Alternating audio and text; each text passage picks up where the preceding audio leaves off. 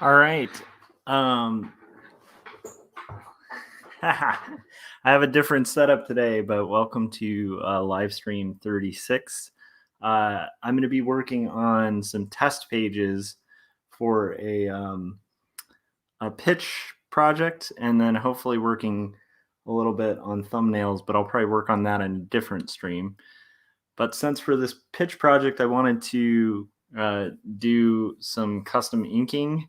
Originally, I had done the inks digitally, and you can see them here. It's kind of a top secret project, but I've printed them out, like tiled the pages, and then I'm hoping that this new setup will work. But uh, I really won't know how effective this is working until I start seeing some chats, because basically, let me see if this is even working.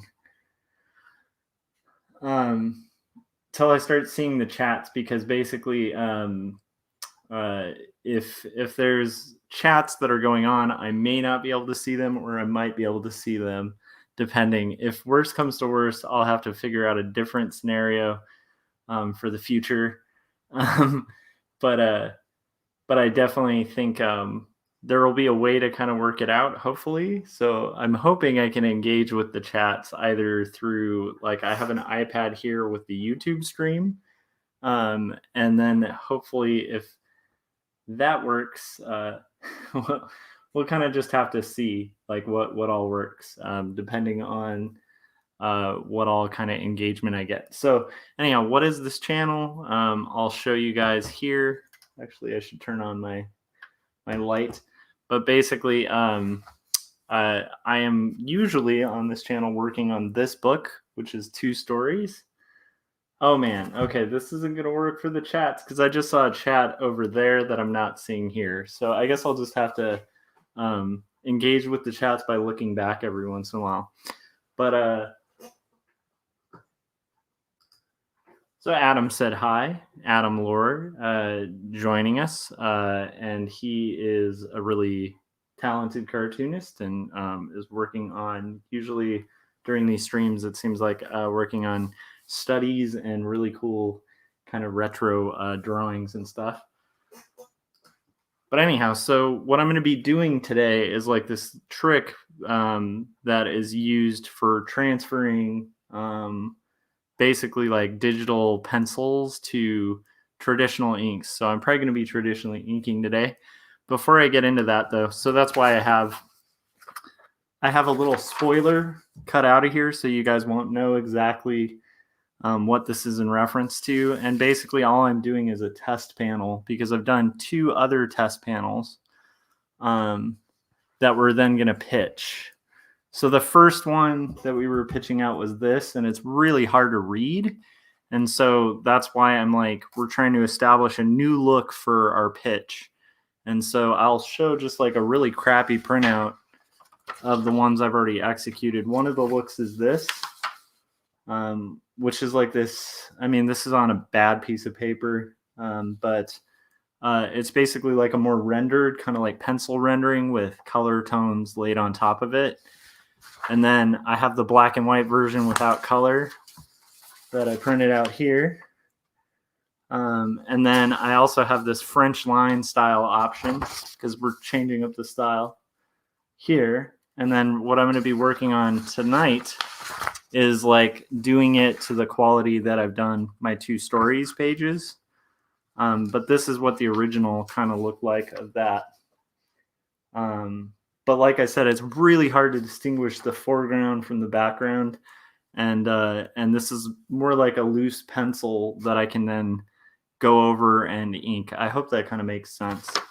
We're also joined in the chats by Crimson Owl Comics, Ronnie Gunter. Can you guys hear me okay? I'm hoping this setup kind of works. We'll see.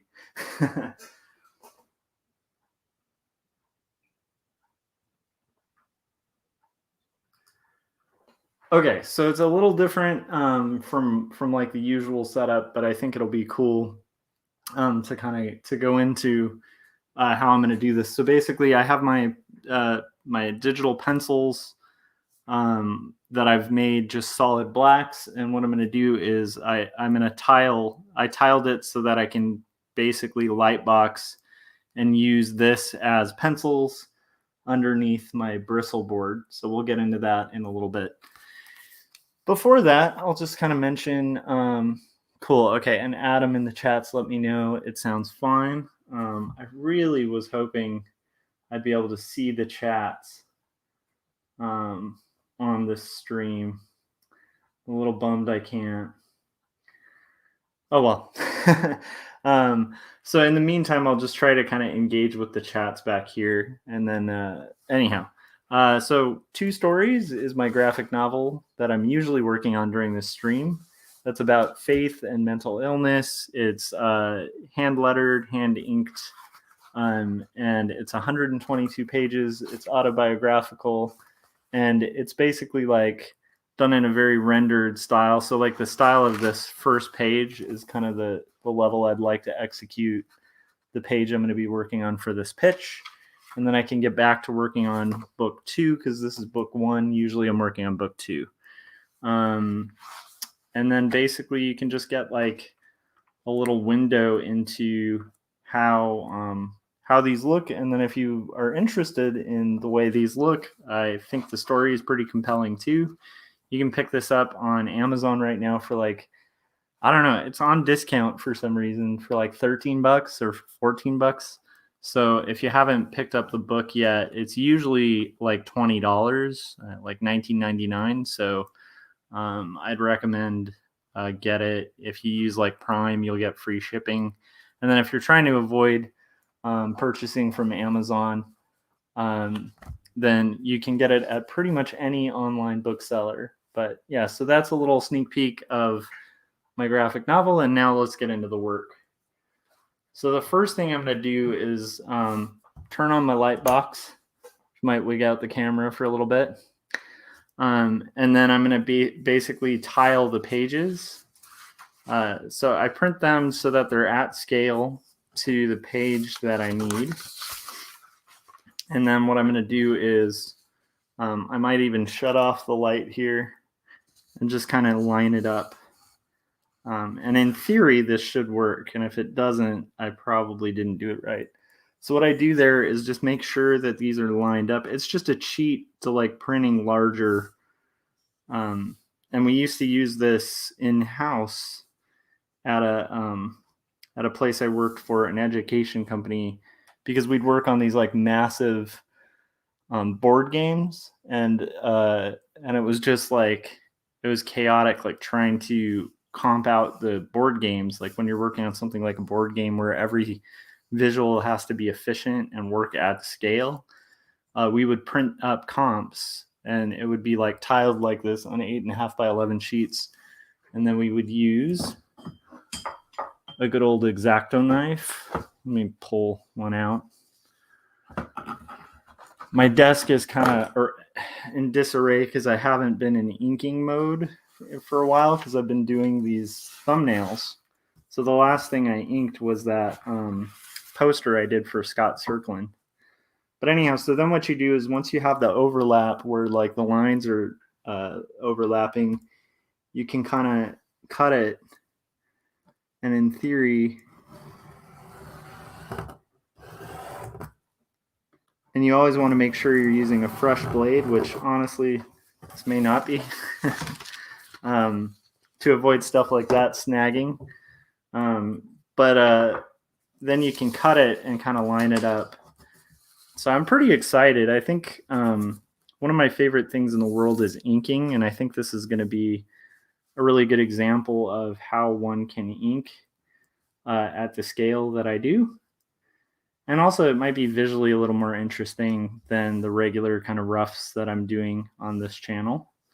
And like a little sneak peek at like some of the stuff you might be seeing in the future. This is double-sided tape though. I need real tape. Oh, I need real transparent tape. Where is the tape? There it is. Okay, so then you just use like a crappy piece of transparent tape, and you're gonna very carefully without kind of budging the seam. Just kind of tape it, and voila, like that's the start, right? And then because these are tiled, I think the height is actually the same on each. So a similar thing where it's like you're going to take, because the height is actually to the line, I'm going to kind of cut it there. How are you guys doing? What are you up to? Ronnie, how are you doing? Ronnie just said regarding 2 stories. Pull that up.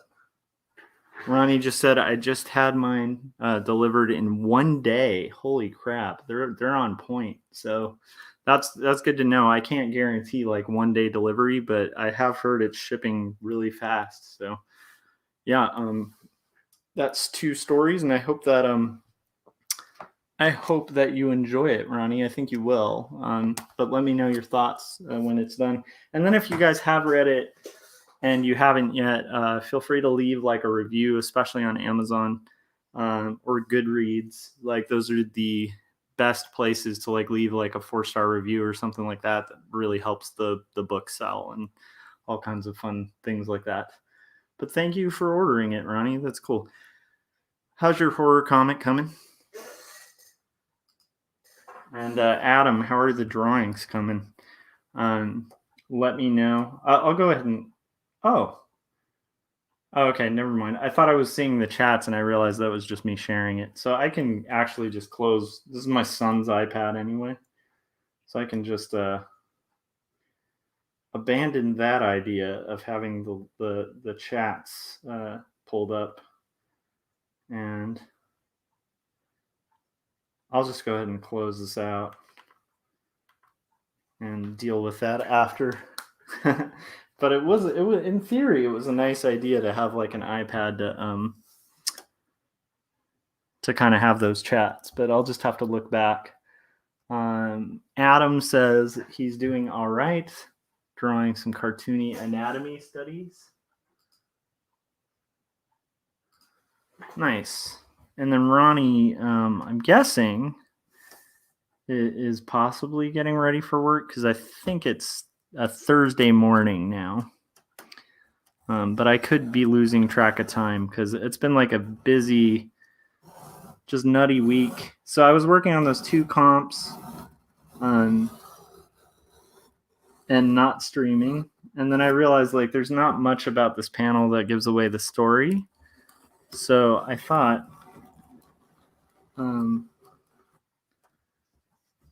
that actually it should be okay without like kind of releasing too much information about what our pitch is. And then, okay, so now we have that section to live stream, but then also just there's been some life stuff that got very complicated. And so it was just like one of those things where I couldn't stream for a couple days. And I feel like that has happened quite frequently in the last few weeks, but I'm hoping to get back on the horse and start making progress on my book. So here is a really good example. Like when I'm tiling this, once again, it's just like, I'm going to transfer these pencils, tighten it up, and really hopefully make it a solid piece. But the nice thing is I'm paying attention to like the whole of it so that it's lined up. And then once I've got that kind of sorted out, I then am going to do this so that I can do my transfer. And then we'll get into all the fun stuff. But this is like an old hat trick from advertising back in the day. That, like I said, it's a carryover from when I used to work in-house for an education company. And I like old hat ways. So I am down to kind of see those through. So, all right. So none of these panels at the bottom are anything I'm going to be inking today. Just this top panel. Because what we're doing is we're basically going to present the 3 different styles to my lit agent and to the writer, and then sort of like let them decide which style we want to do all our sample pages in. And then I'll have that work to do. But I think that it's important to kind of feel confident and good about what we're pitching, because I rushed these pages, and anyone familiar with my work could look at these pages and probably think, yeah, these are kind of rushed. They're not quite to my full capacity, you know. And then I love it. Ronnie was talking about drawing a St. Patrick's Day horror theme for his calendar in the chats. And that's pretty awesome, because Ronnie shared earlier, like on an earlier stream, like a cool image of him rocking like straight up leprechaun outfit.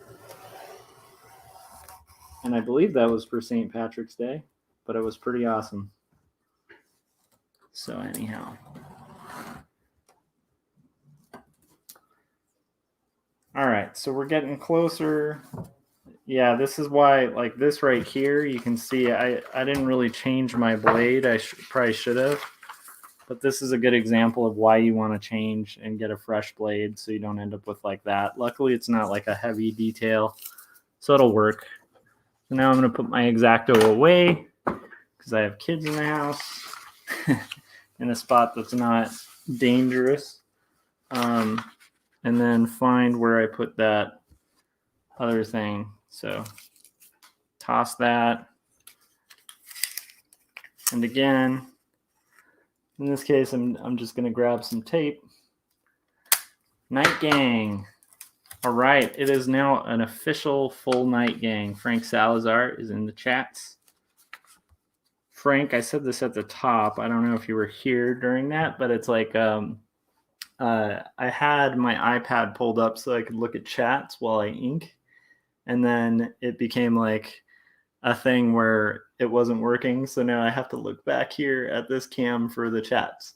So there might be a slight delay in my response to your chats. But yes, we are having laser times with our Night Gang tonight, you guys. Night Gang. Yeah, so anyhow, like it's been a pretty like harrowing week in the sense of just like life stuff and responsibilities and things that just kind of weigh on you, like in the sense of productivity. But it's also been very helpful as a week, because it's like when you can overcome like pretty hard obstacles and then kind of get back on the horse, I think there's like a empowering element to that. Like I feel like I've learned a little bit about myself this week, and I still have made progress on cartooning and comics and stuff, but that being said, like I said, it's been a week where live streaming was not possible for a little bit. All right, so there we go. And then what I would do if I were doing the full page and not just this top panel is I would tile my entire page. I don't always pencil digitally, so this is like a good example of what I would do with type and lettering, so I can get that like hand lettered look. And then Frank said in the chats he was doing a Captain Goggles illustration. Very cool. Yeah, so very exciting. All right, so now what I'm going to do is get this prepped. So I already have my bristle board, right? And what you do then And I'm going to set this up as if I'm doing the rest of the page, because if we go forward with this style, which I have a suspicion we probably will, although frankly, I am kind of happy with, like, let me see if I can find those examples again. Like, I actually thought this came out really well, this test style. It's more like a frog and toad kind of method, where it's like rendering with just flat color over it. And then I thought that this test style was pretty interesting too, without the color. It was just the flat rendering. And I thought that this style was interesting and kind of like artsy and like my loose. This is usually how I sketch more often. Like if I do life drawings, that's what my sketches look like. But it'd be fun to do a comic like that. And I think that could appeal to certain publishers. So I think those are all pretty good, but I definitely feel like looking at this, which was my original, like at scale. Oh my goodness, I can't show the whole thing because it's a pitch.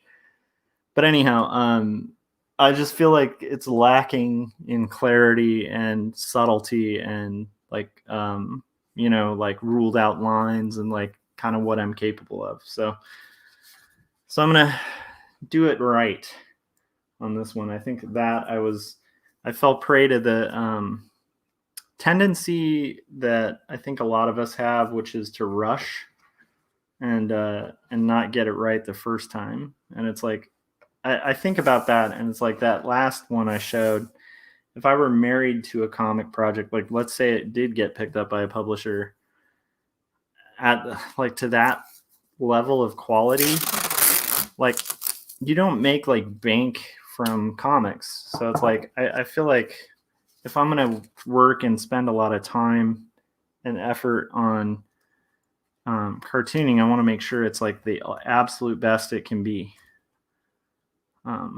And so in this case, like doing it by hand and really getting in there and like clarifying and really working out the line weights and the characters and stuff, I think is a much better route to go. So there we go. What I use for tape in this case is just like drafting tape,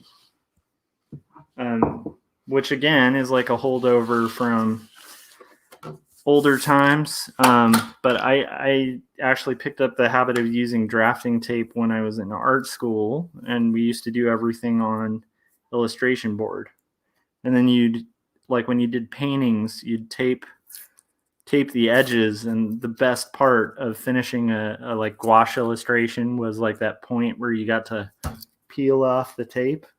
That was where you knew you really nailed it and finished it up.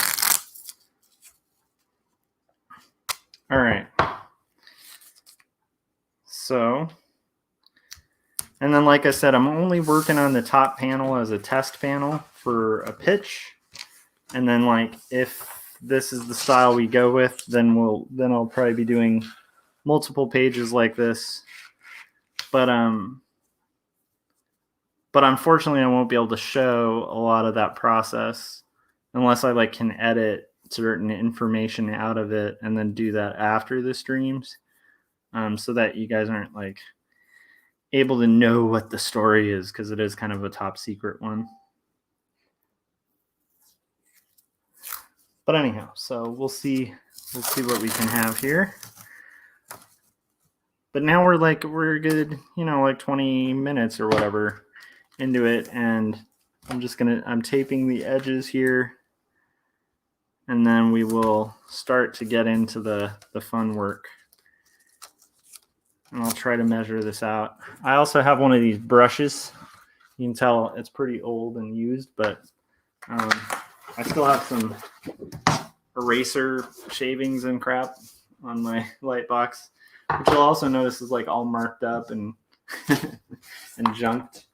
But yeah, so all right, we can start getting into it. Let me have some coffee.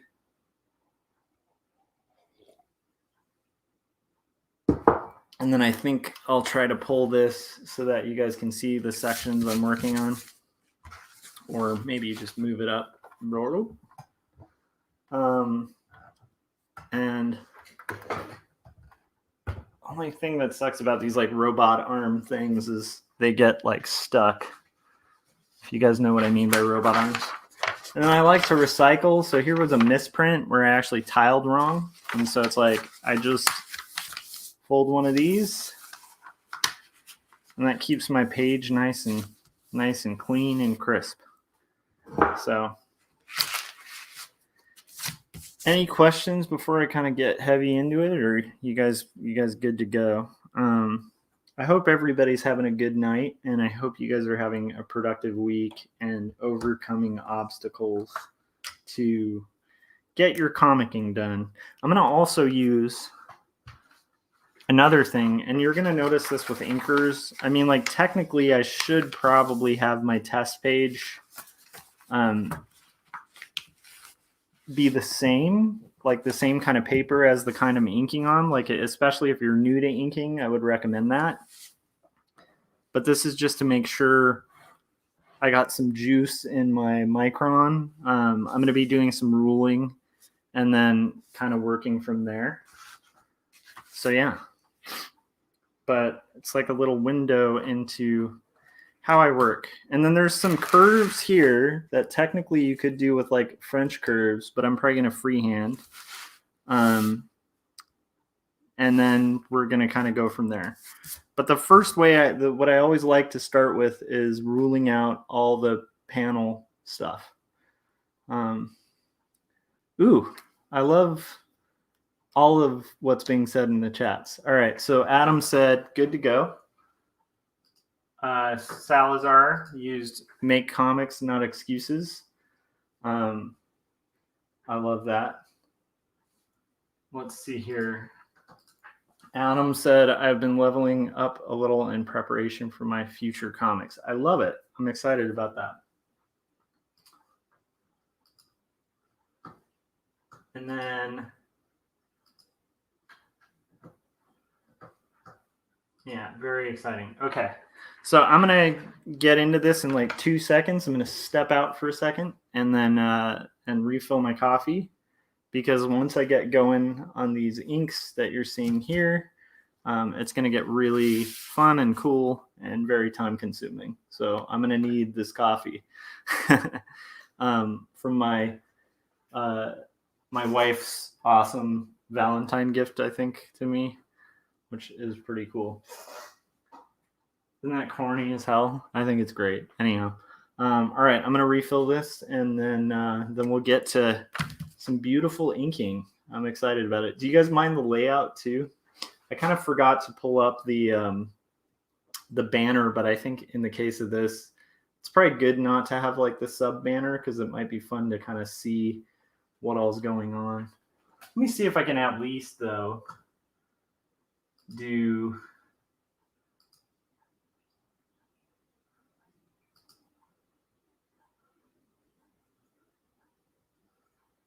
Let's see.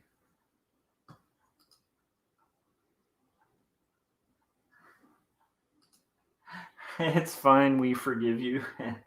Well, of course, it's the Night Gang. All right, so let's see here. Oh, Ronnie, have a good night. Thanks for stopping by, man. All right. So let me see if I can get these banners sorted out real quick. There we go. That'll work. So I'll just keep that tiling underneath, just so that anyone who's new to this might at least know how to find stuff.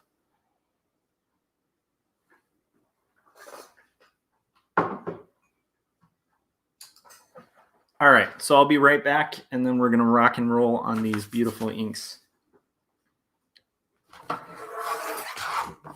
Get everything prepped too.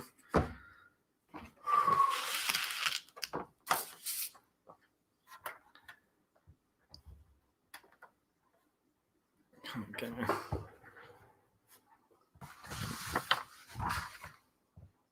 get this prepped a little higher too, so you guys can at least see it.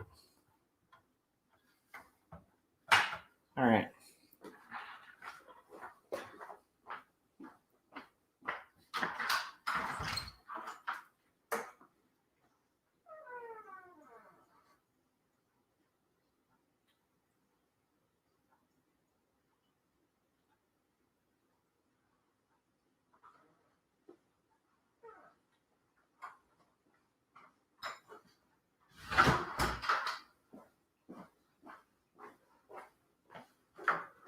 And coffee.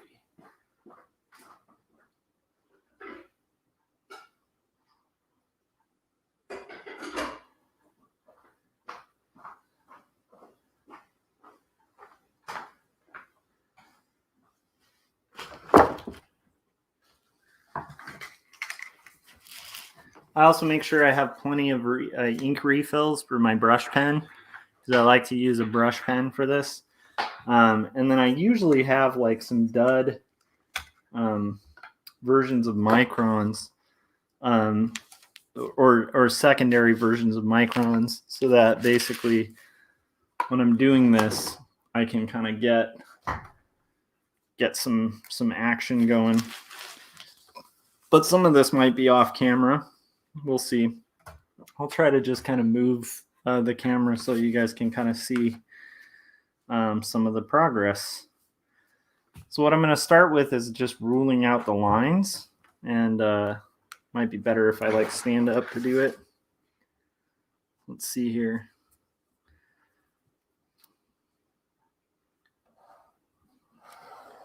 And you want to make sure you're using a fresh like pen, and that's why like if you're using like microns or something that's not like a repeatograph, because I hate using repeatographs because I'm lazy and I don't want to clean them. But if you're like me and you're using microns, make sure you're using fresh ones and like you have backups. Because what I found when I first started using microns is I try to like write it out for all it was worth, because at the time, like, not that I'm like loaded with money now, but it's like I was definitely struggling a lot more. And so like each micron I'd have to buy was like, you know, an expense that I wouldn't want to make. But now what I do is I literally buy like 2 of each. And so once again, I'm just starting with like the boring straight lines. I'm just going to get those ruled out. This is going to be freehand, which is great. That won't be too much.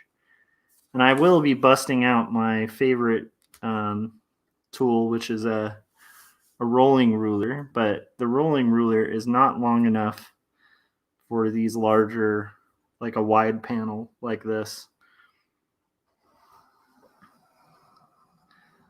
So again, just trying to confidently mark that. I do 1 extra pass, and voila.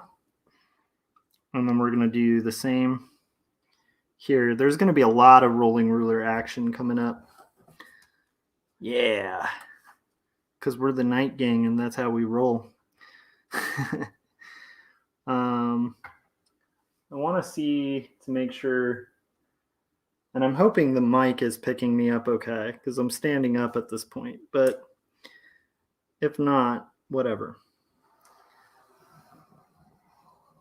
Slightly adjusting my line.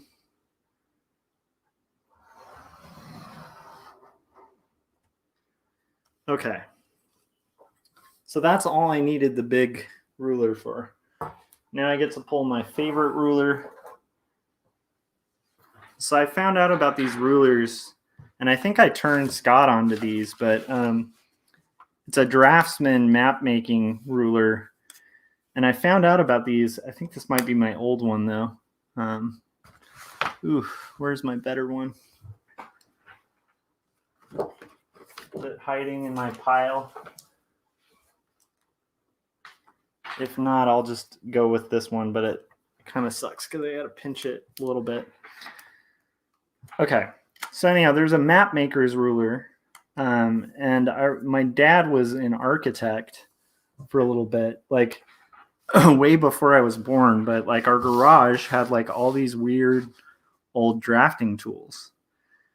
And after he passed away, I was rummaging through some of his old graphic design stuff, and I came across this rolling ruler, and I had never seen one like this. Like they're not really common at art stores. They're more like a drafting supply.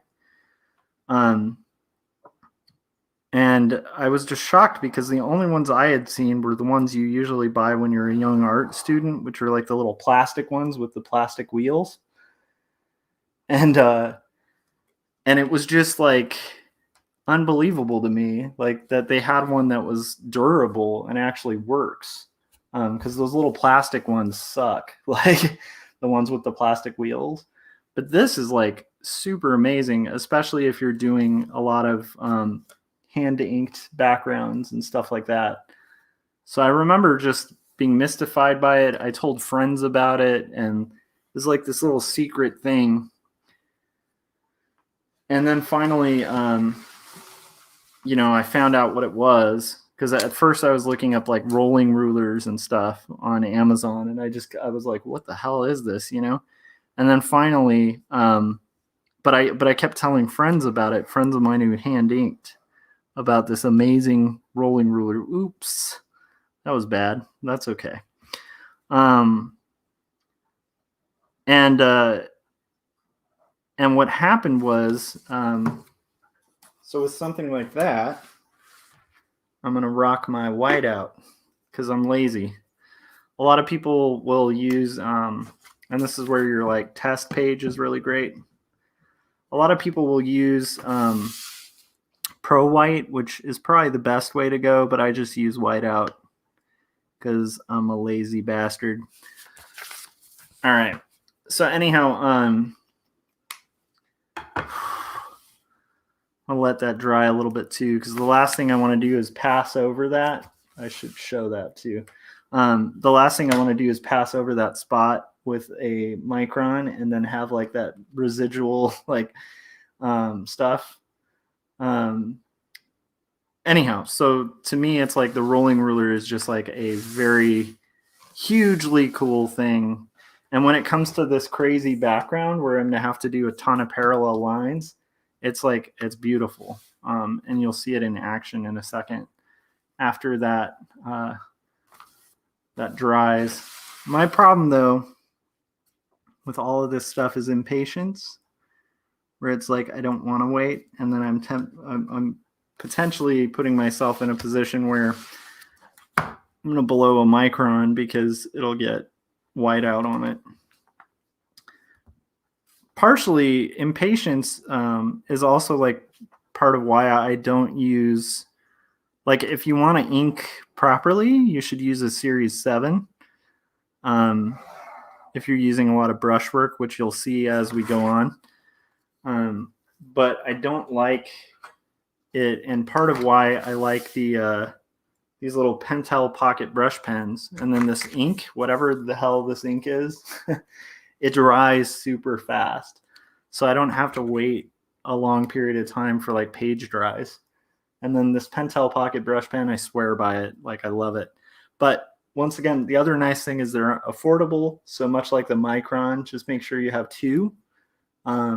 So if you're finding yourself like forcing your line, like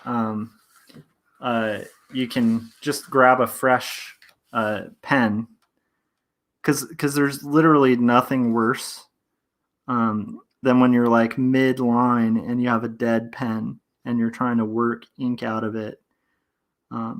Although you can use those dead pens for like dry brush, which is something I rarely employ, but it's a really cool look. And if you guys go to the IRS channel, or if you've been following like the Indie Review Show, like irsagency.com, or following the Indie Review Show at all, you will find that there's a book that Scott reviewed called 3 Shadows that uses crap loads of dry brush. It's beautiful.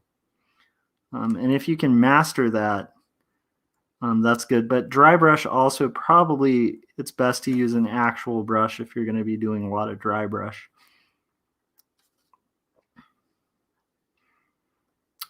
But dry brush is like when you're intentionally not loading your brush with ink. And you can get like a dry line on this, but at the same time, you want to make sure it's intentional. With these, I'm also doing these kind of weird Victorian flourishes because it's a Victorian era comic. So it's like, it's going to have these little Victorian flourishes on the corners. And I also, I'm going to just have to get into it.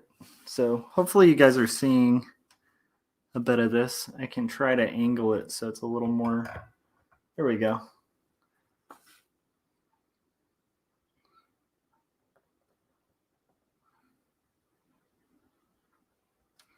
And I'm always trying to keep this under my hand because that's another thing.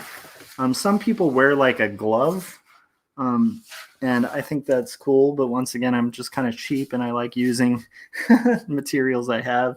And I've just gotten in the habit of, if I have like a misprint paper or something, I just keep a hold of it, and then I'll fold it into a square. The nice thing about that is if it gets dirty, I flip it. And then if that gets dirty, I just can toss it and grab a new one. Okay. So just getting these little flourishes and these flourishy lines. And I actually like a little bit of the wobble of hand done. I like the subtle look of it, and it I think it unifies comics to have that. I also think I'm getting messages on something else that I might check in a second. Okay. So we got our panel borders. Adam in the chats was saying he used to really hate ruling panel borders. That's a really good point. Adam also said Craig Thompson is a master of dry brush. Yeah, if you, I'm not even a fan of the story Habibi, but it's like a master class in, like visually, it's worth owning just because it's like a master class in inking and dry brush. It's absurd what that guy can pull off.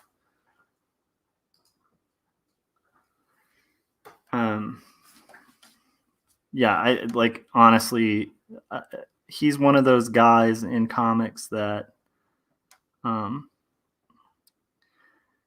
frankly, like a lot of cartoonists sort of clown on sometimes, and in the indie world, and I don't understand why, because he's a genius. Like he's easily one of the best artists in comics, and I think, I don't know, maybe I just like had a bad perception, but when I lived in Portland, I remember a lot of the indie cartoonists like didn't like Thompson, and I never understood that, like his work. And what was weird was a lot of them were mimicking Thompson's style and then also being like, oh, but we don't like Craig Thompson. And I always found that weird because I'm like, if you're going to mimic a style, then maybe don't crap on that style. All right. So here we go.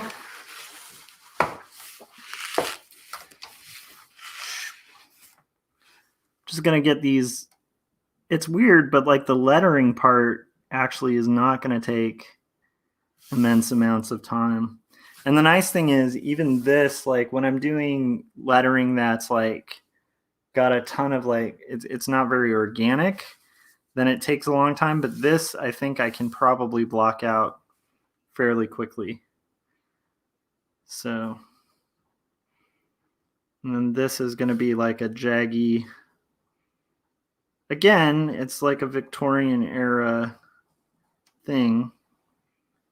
And so it's going to be using these like scrolls and stuff. And then Frank said Joshua Lee, Indie Rocks.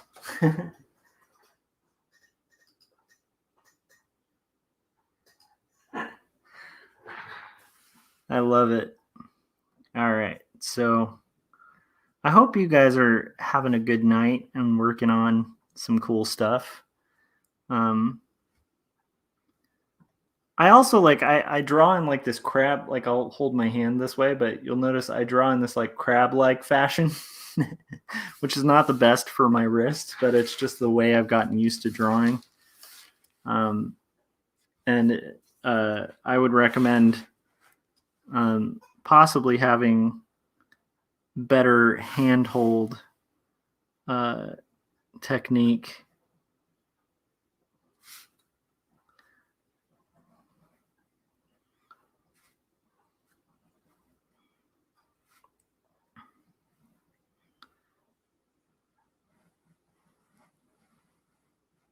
And whenever you're doing pencils on a separate page that you're light boxing from, I also am going to be shifting. You're going to notice this a lot, but I'm going to be shifting from having the light box on to the light box off, just to make sure, like, is this clean? Am I having like some weird stuff going on?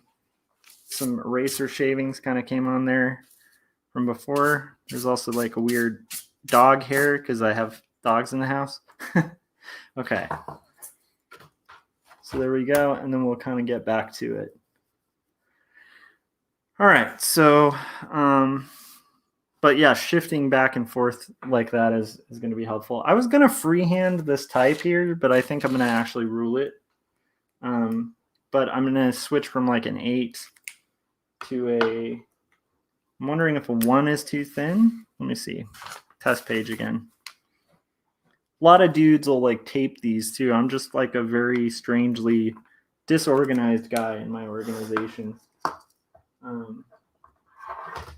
So it's like organized chaos here. And I literally have like a cup of coffee tenuously to the side here. That is right here. Oh no, what if I spill it on the page? And what's weird is I have had nights where I've spilled coffee on the page, and yet I still like to have my coffee right by there. You can tell this one's been seeing a lot of action. It's like, it's definitely seen a lot of action, but it's still fresh, so I'll take it. All right, so I'm switching to like a 5 from an 8, and then I'm going to start doing all the lines one way and then all the lines another way, and just trying to kind of keep it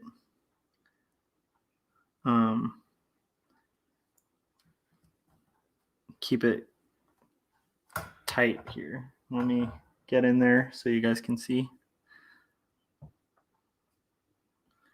Let's do 1 line and 2 lines. Oop. 1 line and 2 lines. I know this is a weird way to do lettering, where it's like I'm starting with digital lettering and then I'm hand lettering it. But it saves me a lot of the time of like full hand lettering, especially the ruling it out. But it allows me to retain the look of hand lettering. And the reason I think it's important, like I actually would like to see more cartoonists doing this. I know it's extra work, but I think it's important because it unifies the page. And I remember learning that in Portland from an indie cartoonist who had like the coolest pages, and his type always looked really unified. Actually, his name was Jesse Recklaw. So he does a comic called the Slow Wave, and he used to have these like get-togethers at his house. And I remember just being really impressed by how his lettering looked, and felt like my lettering didn't gel as well with the page. And he was like, "This is my trick," and he showed me this thing that I am now doing, where he was using like a font as a base to then letter over. So, and right now you can see the lines I'm making. I'm just kind of ruling it out one way first. It's also fun to see. Like, I'd love to do a comic that's just lettered with like the lines and not finished, because it starts looking like this really strange abstract pattern as you're doing it. But I adore it. So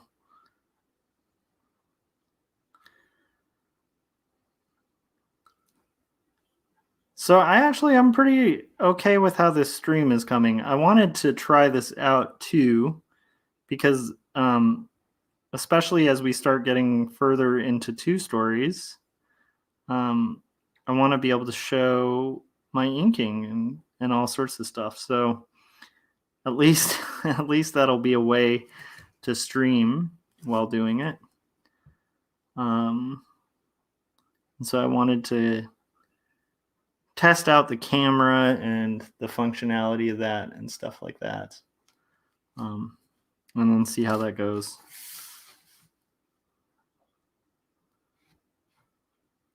It's definitely been an interesting week, though. I'm curious how you guys are holding up. I have had a seesaw week where, once again, I was reminded of my value today, and that was nice, because like sometimes when I have hard weeks, it will be hard for me to remember, and sort of it's like I almost lose my compass. And it was nice to have a day where I feel like my compass is back, and I'm remembering that I have strength that I don't see all the time.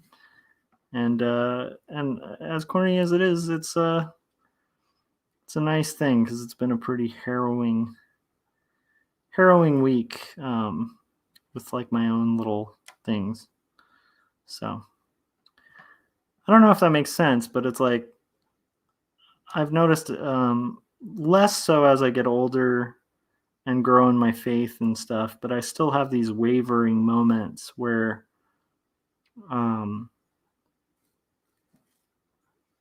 it's like I almost forget what I'm capable of, in a good way, and sort of start seeing doubt and other things kind of come in, and it's I don't know if that makes sense. I feel like I'm being really obscure, but let me know in the chats, or am I just being like Mr. Emo while I'm working on my my comic projects? So with lettering, it's all about patience too. So it's like, just like this weird beginning. Then Adam was saying he had a rough week, but it's been productive art wise. Yeah, it's a weird thing, and it's like,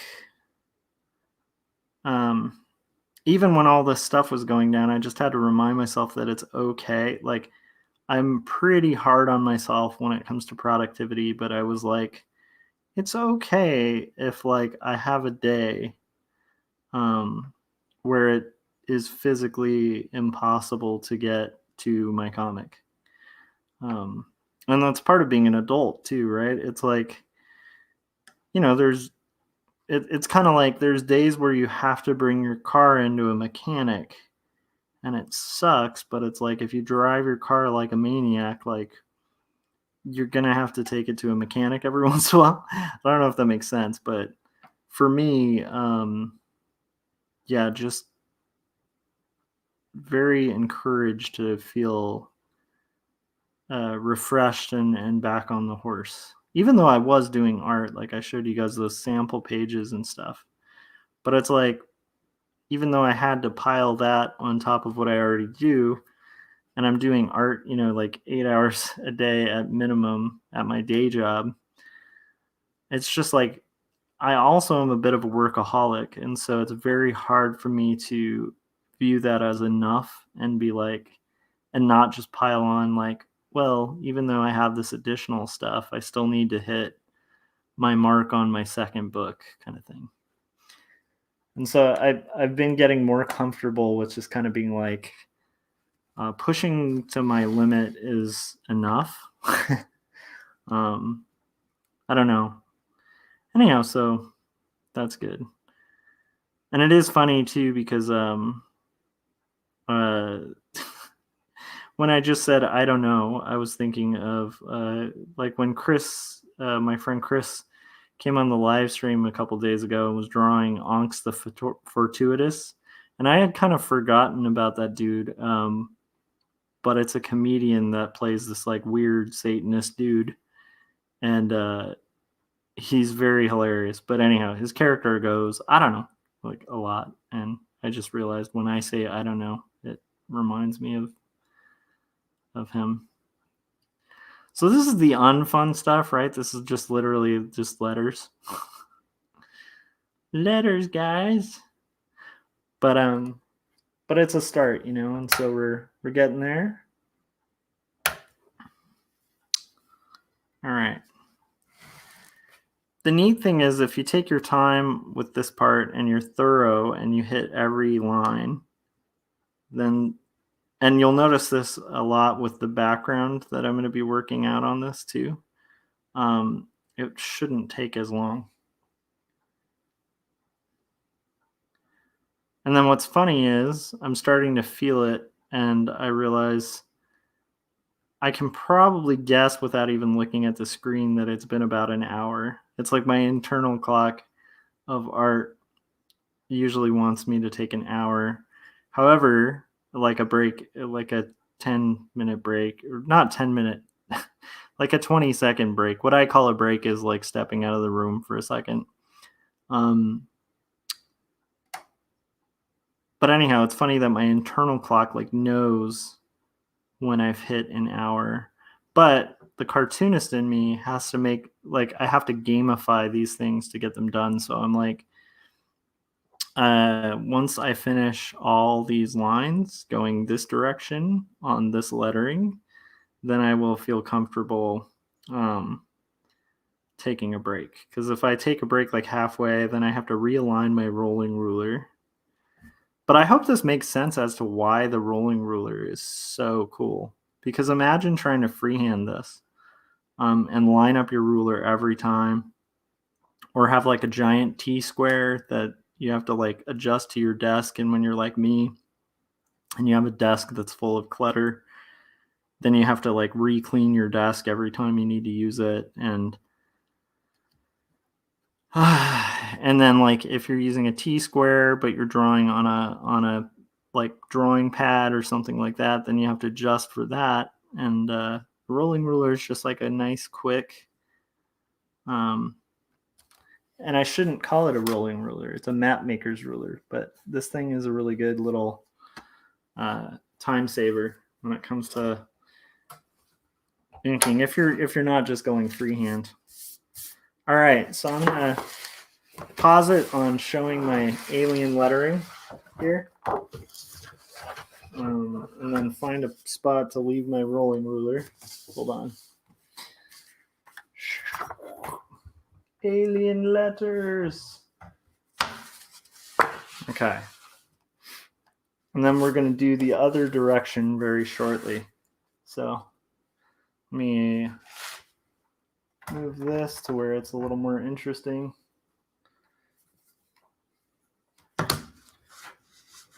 There we go. And I will be right back in about 10 seconds or 20 seconds. Oh, before I go, though, I think Frank said something cool in the chat, so let me check it out. All right, so Frank is saying, yeah, I've had my ups and downs this week. I got spiritually refreshed at church last night, though, and I've been getting things done art-wise. Yeah, I had a similar thing where I got kind of refreshed from my Bible study group and a lot of prayer. And as corny as that is, it definitely helped. And I needed it. I was definitely at a point where I needed encouragement from community. So I feel you, Frank. Yeah, It's interesting. Maybe we're all like synced in our night gang. I don't know. I don't know. Okay. I'll be back shortly in about 20 seconds, and then we'll finish up the lettering. And then once I'm done with the lettering, there will be other stuff too. So you guys can see the chaos that is my desk too. It's madness. If somebody's like a real neat freak about stuff, like this desk would drive them insane. I have like Gary's comic up here, right in the corner. Boom, which is a good comic you guys should check out. Like piles of comics and madness. Yeah, anyhow.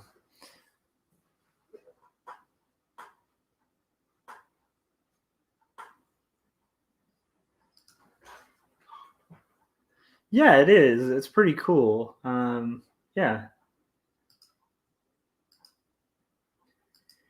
Yeah, I think like uh it's just I don't know, it's just helpful to kind of embrace things that are out of your control. And then also to kind of have moments of like meditation and quiet um and thought like that's rational, separate. Um and I think like any way you can kind of create that is going to benefit your life. Like for me, I definitely believe that that's Christianity, but I definitely think you could. I think people embracing a spiritual side to things, whatever it is, it definitely can provide a little bit of respite from like just cold rationalism, which is weird, but for me that's definitely held true. Um, let's see here. Okay.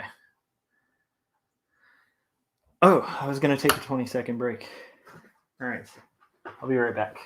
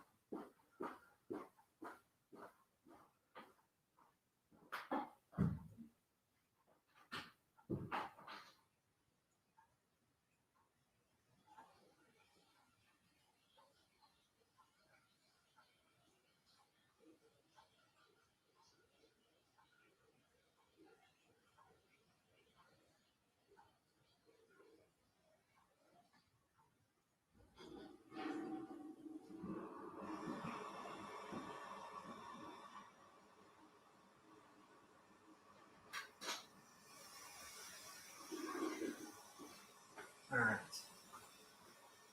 Oh, let's see.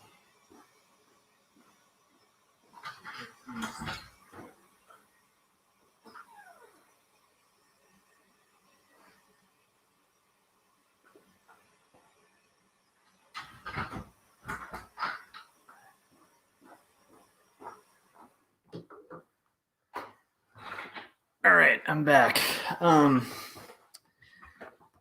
Yeah, like for me, it was more of like I was feeling very impatient and overwhelmed with um with just some things and not really seeing solutions. So for me, like that's the time where like personally I turn to like prayer, and then that uh like today I just had an immense amount of patience that I don't think was my own. And like that's I think to some people that might seem like a trick or like a psychological thing, but whatever it is, it worked. And so I felt refreshed.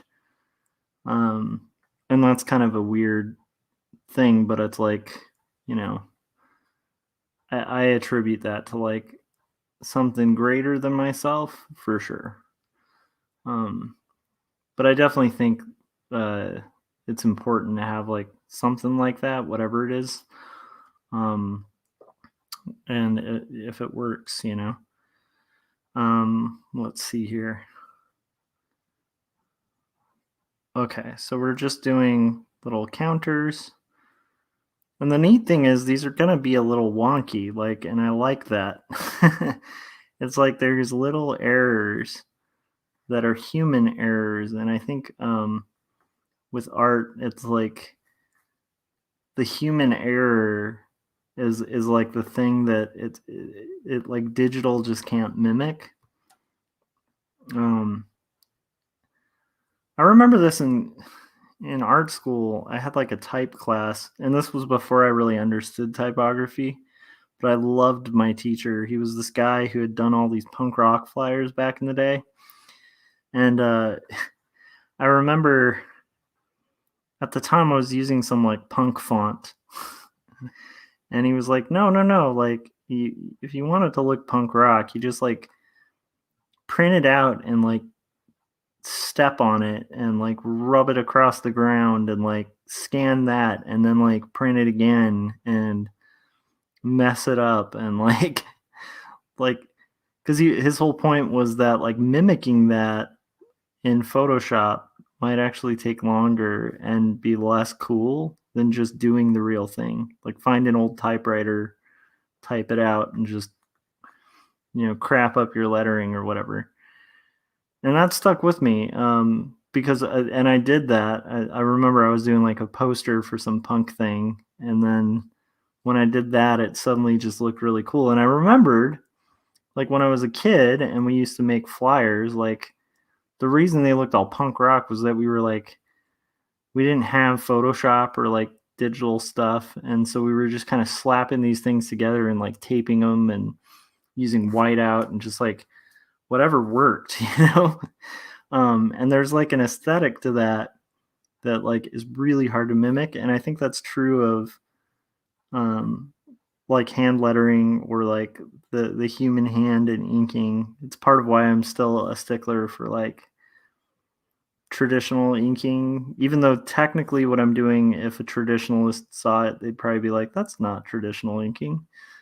But it's like I'm trying to do everything I can to get that feeling and that look in like a way that doesn't become untenable and something that I can't produce on top of what I do on a daily basis. So like, yeah. But anyhow, that's one of the weird reasons I decided to kind of um, do somewhat traditional lettering and somewhat traditional inking because I find like that bridge allows me to get the look I want. But I don't know if it makes sense for everyone. And I definitely, it's not like at my day job, I insist on everything being traditionally lettered,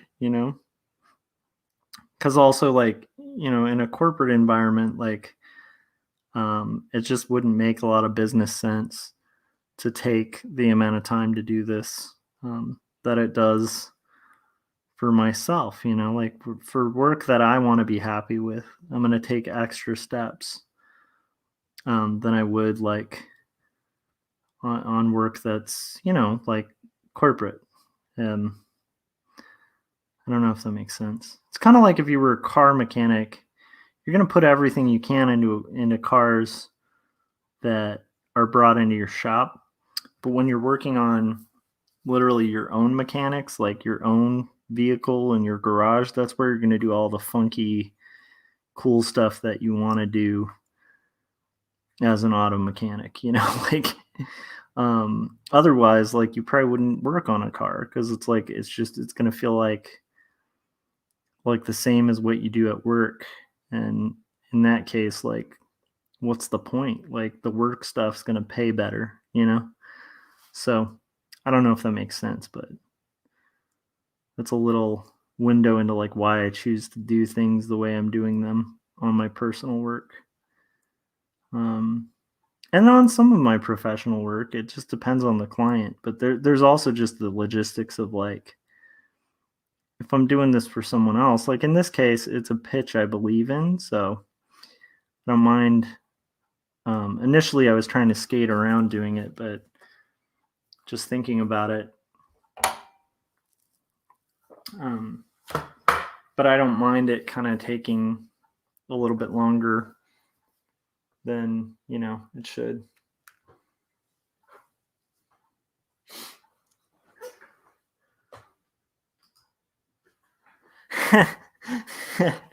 Adam said he just watched the stream about what is and is not punk rock. I'm curious where you weigh on that. I just thought it was funny to get invaded by this guy trying to teach me about what is and is not punk rock. It was a fun topic, though. I definitely recommend that stream. If anybody wants to see some drama, I got it. I was doing a stream about. I was just talking about my thought on like I kind of view like Bob Dylan as punk rock. And I say that like knowing there's a giant group of people who'd be like, no, not punk rock at all. But what's interesting is I've actually seen articles that agree with me on that too.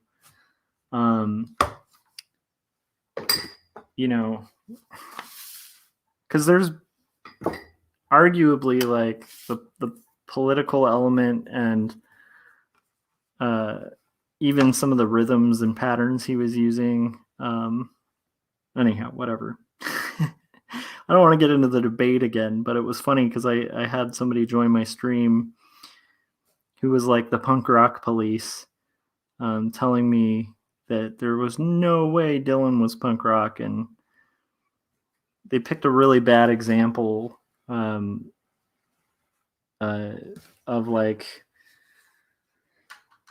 what is like legit pure punk rock by citing like the Sex Pistols, who I love the Sex Pistols and I definitely think that music is punk rock, but like if you want to get all semantic about punk rock ethos and stuff, like they were kind of used by a music promoter to kind of fit an agenda and kind of fit like a trend, and they were sort of put together like a boy band.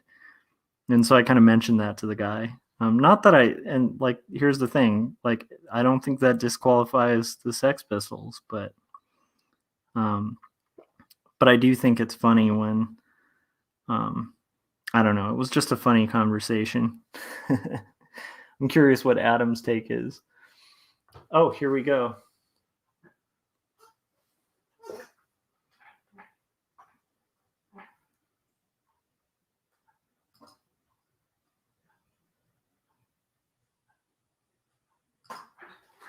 Yeah, I think the thing about any ethos, because Adam was saying he doesn't get the punk rock ethos and how it is consistent.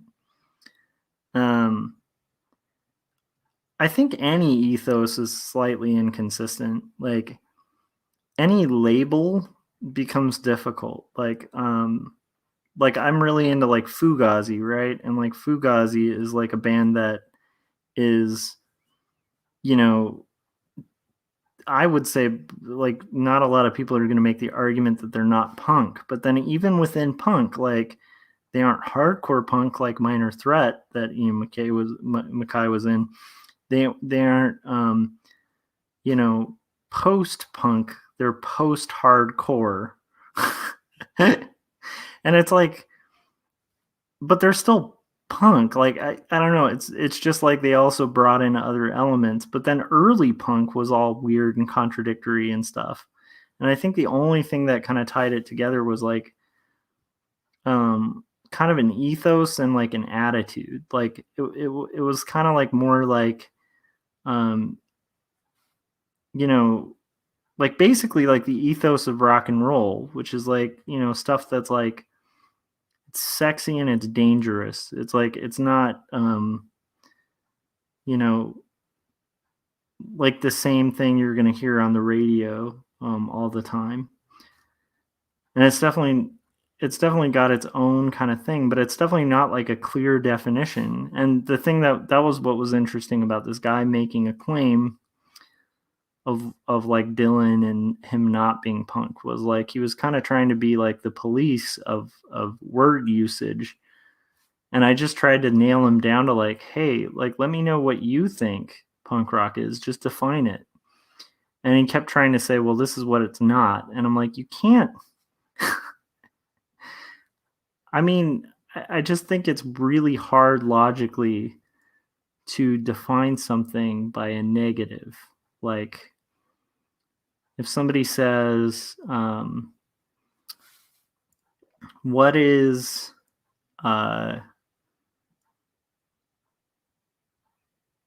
what is coffee? And I'm like, well, it's not tea.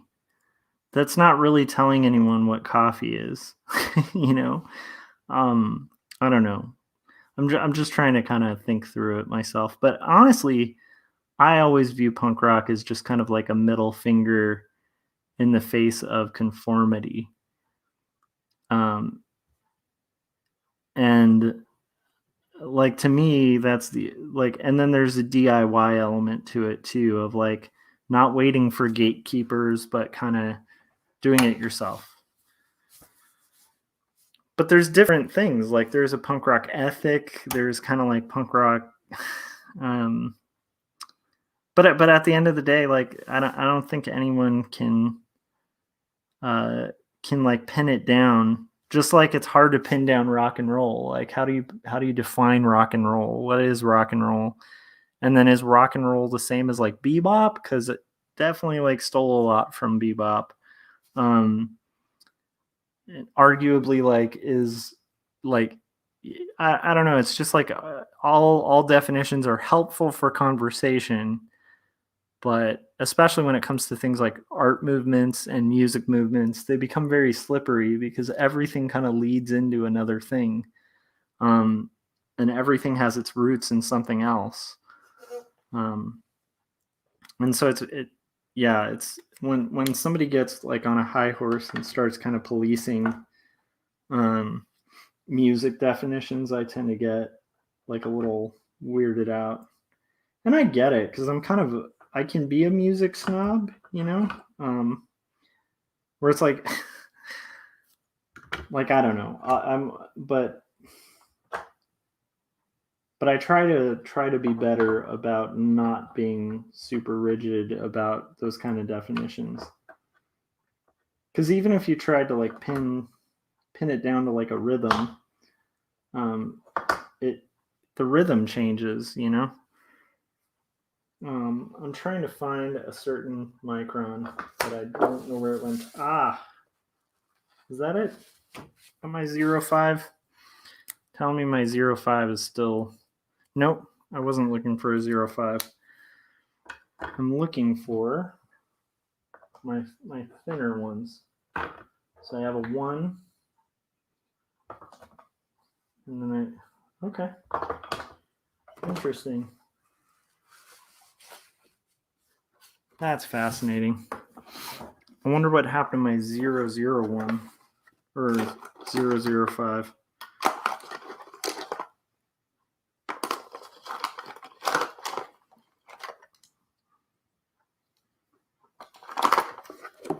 I usually have 1005. That's like my really thin one. But I might have to do without it because I'm not seeing it. Yep, it's not here. Okay. So we might have to go with a 1 as my finest point. But now we're going to get into some fun stuff. I'm wondering if I should eat my frog and just do all the ruling for this background, but I think I'm going to get my figures pinned down first, and then kind of work from there. So we'll see how that goes. All right, so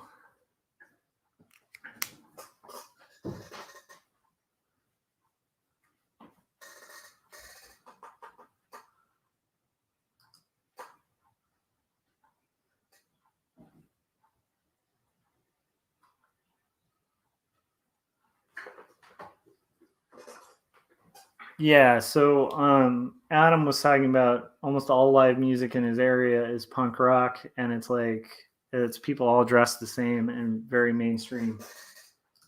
But see, I think the uniform of punk rock, like that's why I was like making the claim of like I think Dylan was more punk rock than a lot of bands that call themselves punk rock, um, because it's true. um, because I would say like wearing a uniform, uh,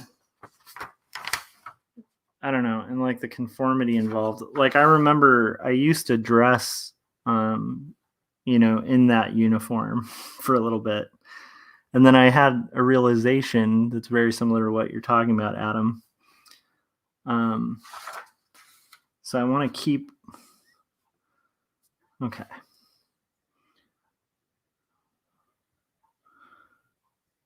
So I'm basically going to start getting into drawing this character and stuff. So, but I feel like it's also kind of about doing what you love. Like so, like I said, it's a slippery thing because back in the day, like new wave used to be grouped with punk rock. I think the B-52s were a little bit were considered punk rock. So it's like there's crossovers with like the Germs and the Go-Go's. Like it's just a lot like more slippery than people like to admit.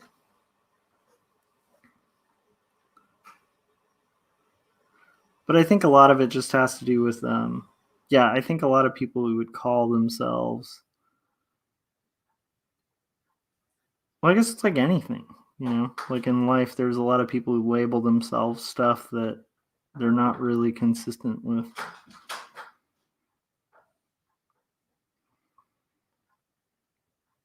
And that in itself becomes problematic, right? Because we're all slightly hypocritical in whatever standard we have as like humans.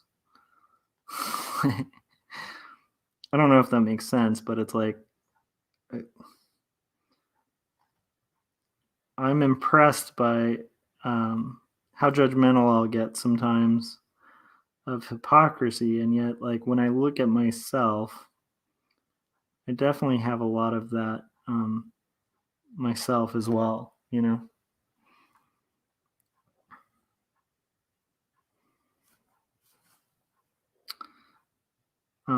So even with the whole punk thing, it's like I'm talking about punk police, but there's definitely some bands that call themselves punk that I feel very like, well, that's not punk rock, like you know. So I'm kind of similar to the guy I was talking to, but it was an interesting stream. Um, how are you guys doing? I am drawing a face.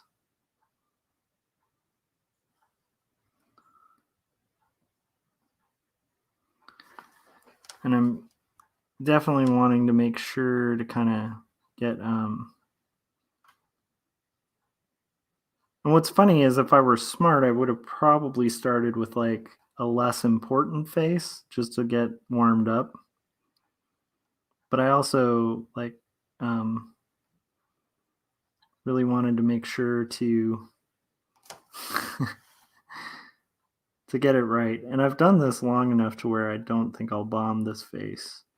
But it is funny to start with like one of the more important characters and just jump in.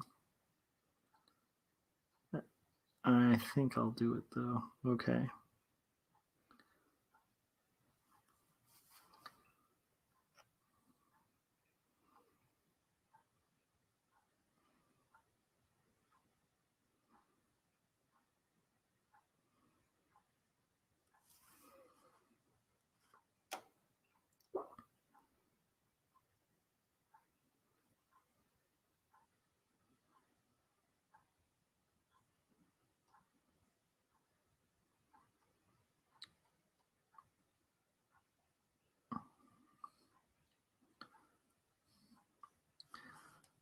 But it is definitely funny. I don't know when people get very worked up about things because, like I said, with that conversation with that guy, for argument's sake, I gave him like a loose definition of what I consider punk rock, And it was interesting that he was so judgmental and yet had absolutely no loose definition of what he would call that. But I find that too often, like people who are like the loudest people in the room, about like what is and isn't something, or just like super judgmental. A lot of the times they're like the person with the weakest position. um, and that's always fascinating too. And I'm totally rambling, but drawing a face here.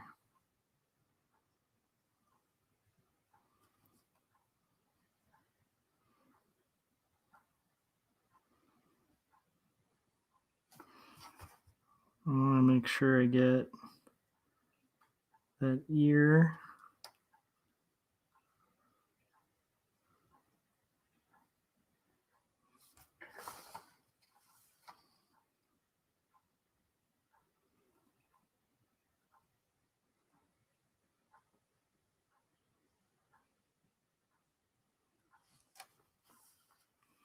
And now we're going to get some of these lines.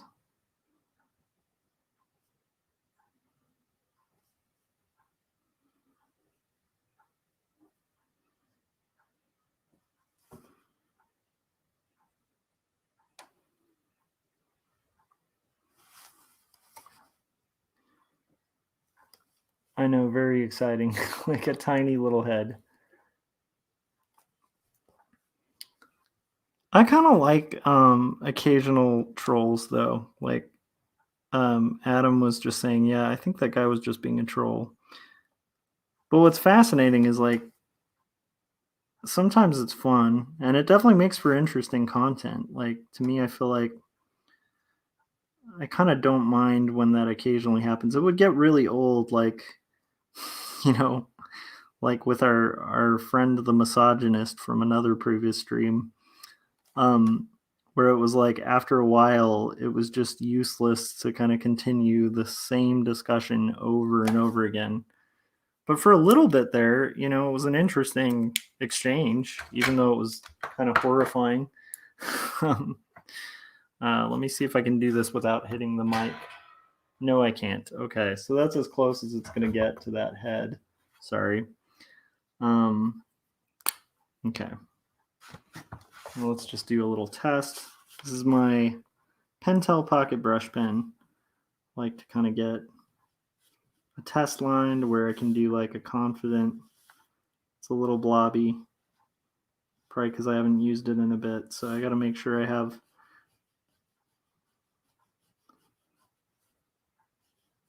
do a little test run so it doesn't like spit or dry.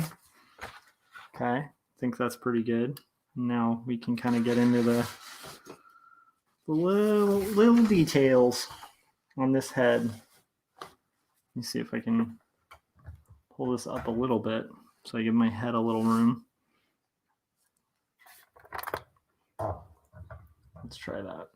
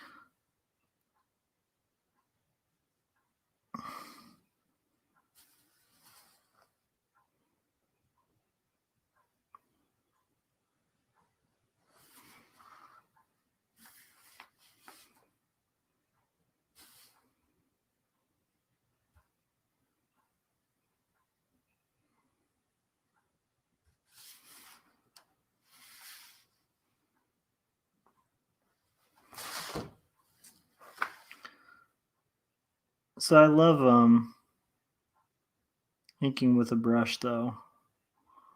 And I use like this kind of mixture. Sometimes I'll do more brush work, sometimes less. Do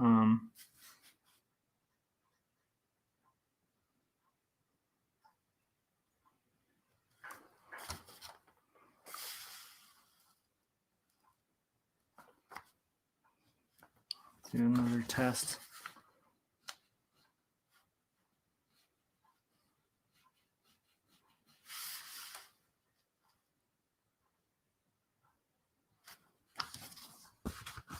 Also, I have no idea how that smudge got there. I think my pen's leaking a little bit. Let's see. Where are all my tools?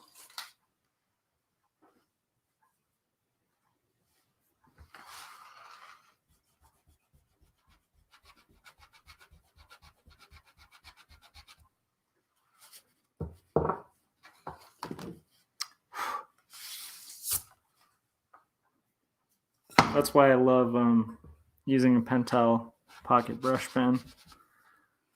Because like if you did that directly after after laying down like inks with a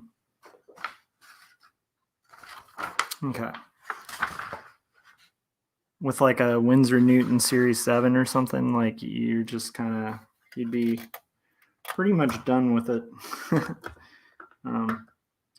All right, so let's see here.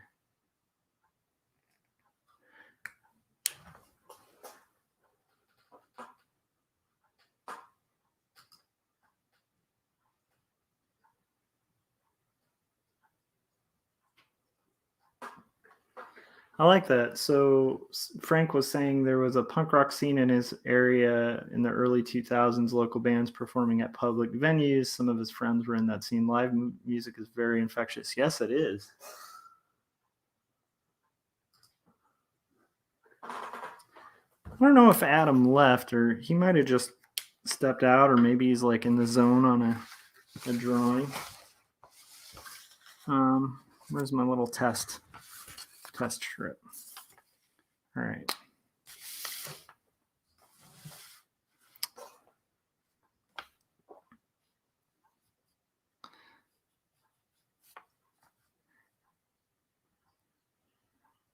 So then we got this kind of going on, and we'll just kind of move on.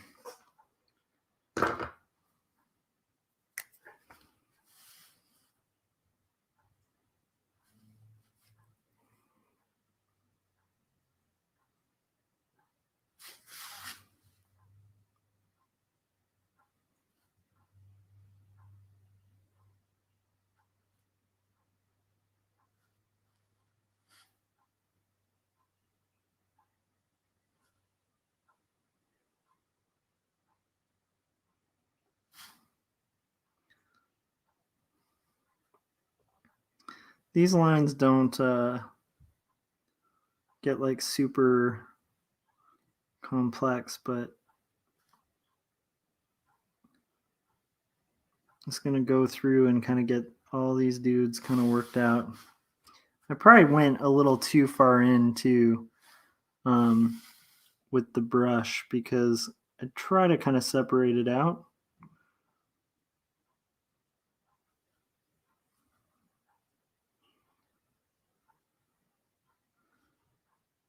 But I think I just got eager to kind of move forward with it. Okay.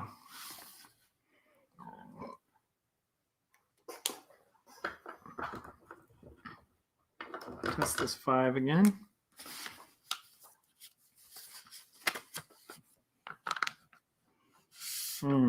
Maybe I want to use a different one.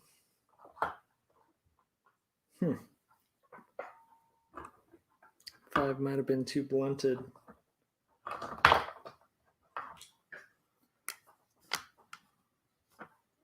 There we go.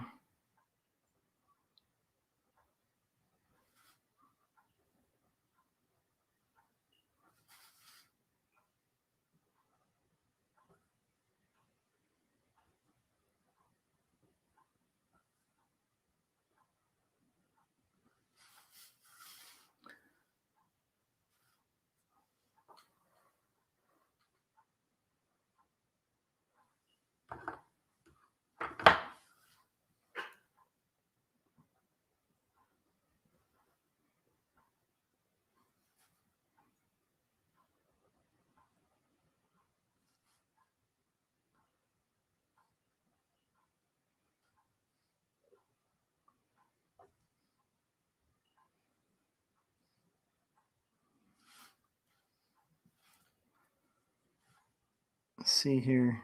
I think we have a pretty interesting question in the chats, and I'm curious to address it. Let me see what although I do want to get coffee too. I'm debating coffee. I haven't gotten a full hour, but I do need a refill. Starting to feel sleepy. And I also noticed like I wonked a line.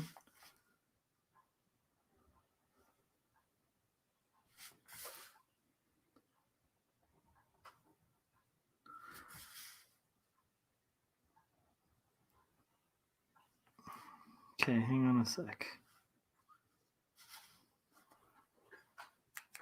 And then let's see.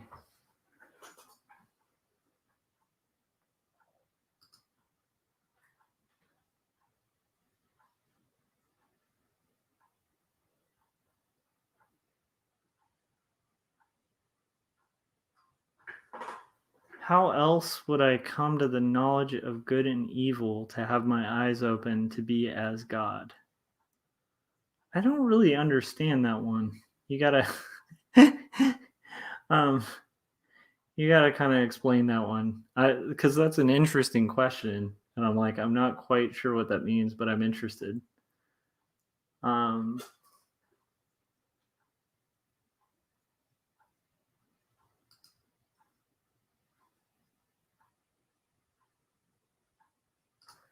Yeah, I didn't take Adam what you were saying as like an insult to punks. I think you're just noticing hypocrisy in a scene.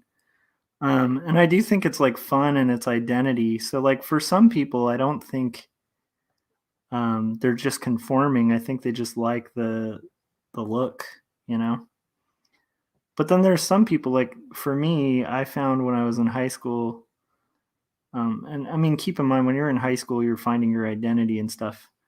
But like for me, when I was like wearing the patches and the jackets and um, I remember like there were specific bands I was like really into that I was like embarrassed to even mention to friends of mine because I kind of feared being shamed for like liking those bands. I think some of that is just being a kid and just being like, you know, wanting people to like you and stuff.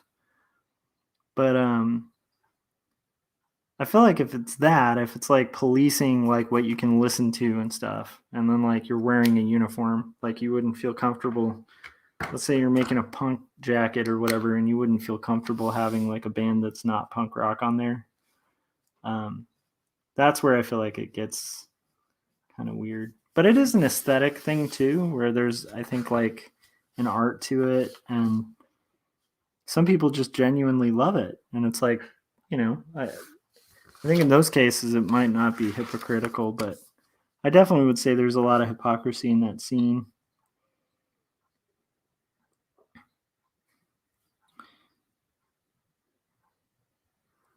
I mean, one of my favorite musicians in that scene got really annoyed with that scene because he came up with like straight edge as a way to to get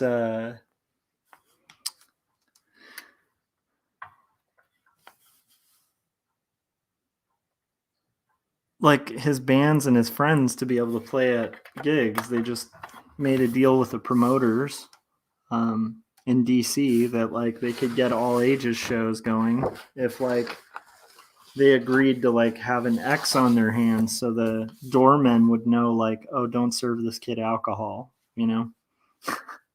And then they wrote like 2 songs about it when they were like underage about like not drinking. And then like it became this whole weird scene that was like policed by everyone and just got kind of destroyed. So it's like to me that's like seeing that in it is not a bad thing. But yeah, I definitely I could understand what you think is missing, Adam, but I don't know if that's necessarily like I don't know. I think like scenes in general just kind of suck, you know. Um, that's why like I like these streams because it feels like kind of creating our own scene. Like I like this the variety of the discussions and like just hanging out with artists that are doing art all across the board. Um, uh, I like that scene much better than like if everyone ever hanging out with just did art exactly like mine and like we're all working on auto bio exactly like I am and like I don't know, that might get a little tedious, you know. But I like the idea of just kind of creating your own club. Cuz in general like scenes and cliques just kind of suck. I definitely have experienced that.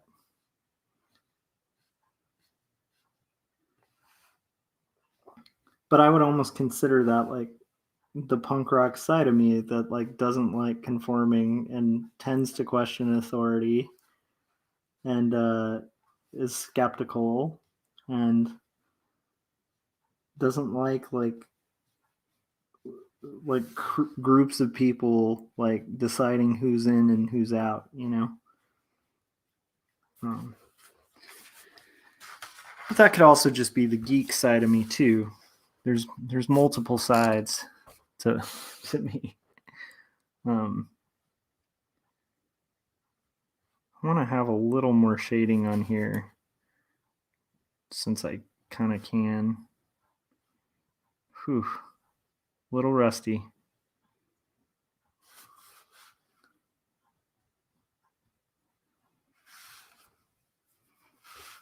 Hmm.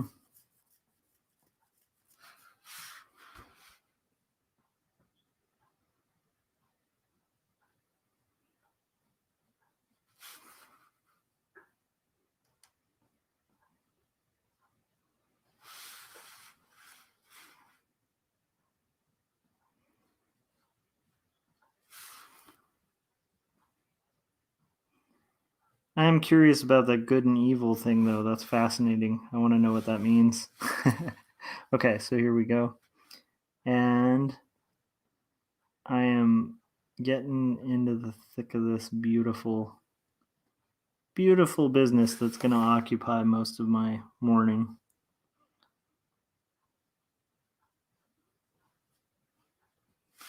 We may not even finish on this stream, although I think I'll go for another hour or two, you know. So we might, because a lot of the inking stuff starts off kind of slow and then it picks up as you go. I'm definitely feeling a little spitting with the brush where it's like it's injecting a little too much ink. Okay, that's why you have the test ink, test ink 1 2 3. My dad joke for the day.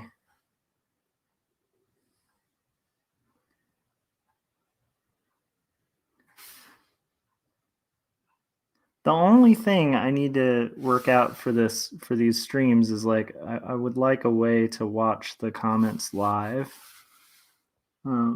without having to like crane my neck behind me. So I'm going to get that fixed. I'll figure out a solution.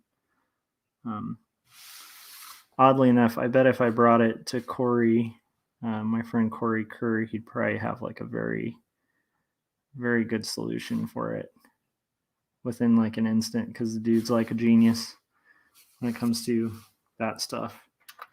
How are we doing here? It's kind of getting there. I'm a little worried about that face.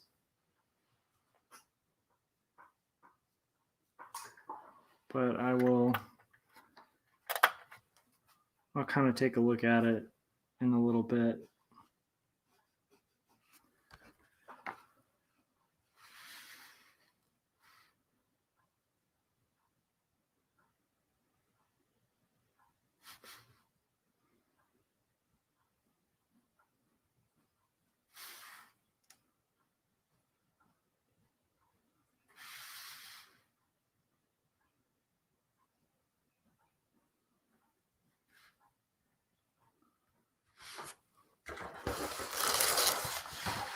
Okay.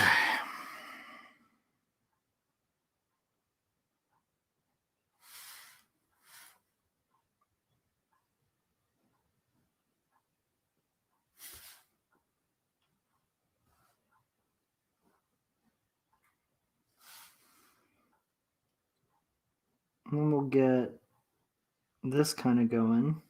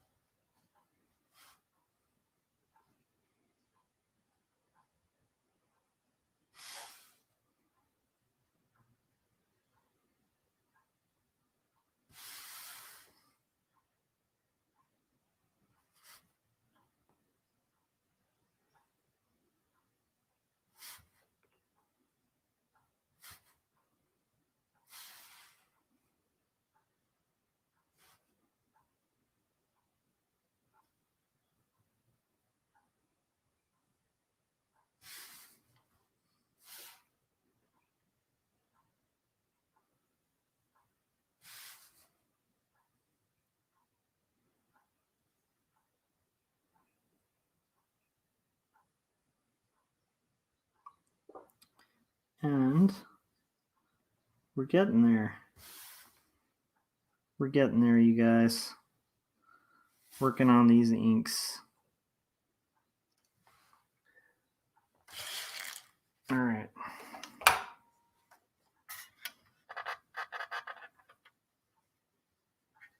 Yeah, it's starting.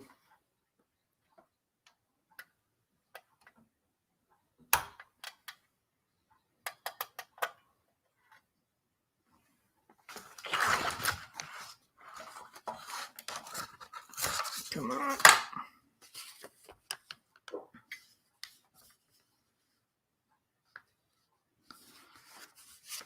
So, anything new in the world of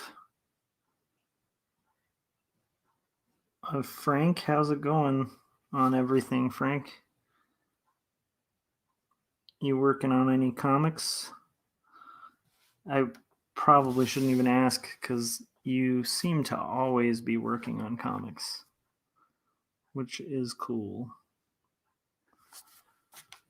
Okay. I think I have that figure worked out. Now I got to get into a bit of. Oh. My 5 that's hiding. How are you doing, 5? One thing I love is like how these test sheets end up looking when you're done. Like it just ends up looking pretty cool. You know? Like it'd be fun to just like make a collage of like these weird test sheets. Because they always end up coming out so awesome. So I think I'm going to do all the figures and then I'll go from there.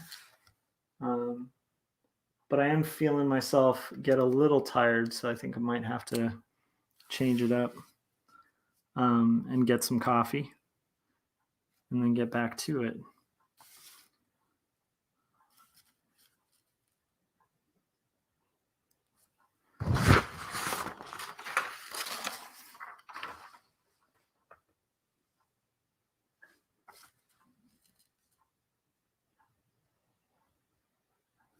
But first, I'll probably just kind of work out some of this lady's outfit. Oh, I see what I did there.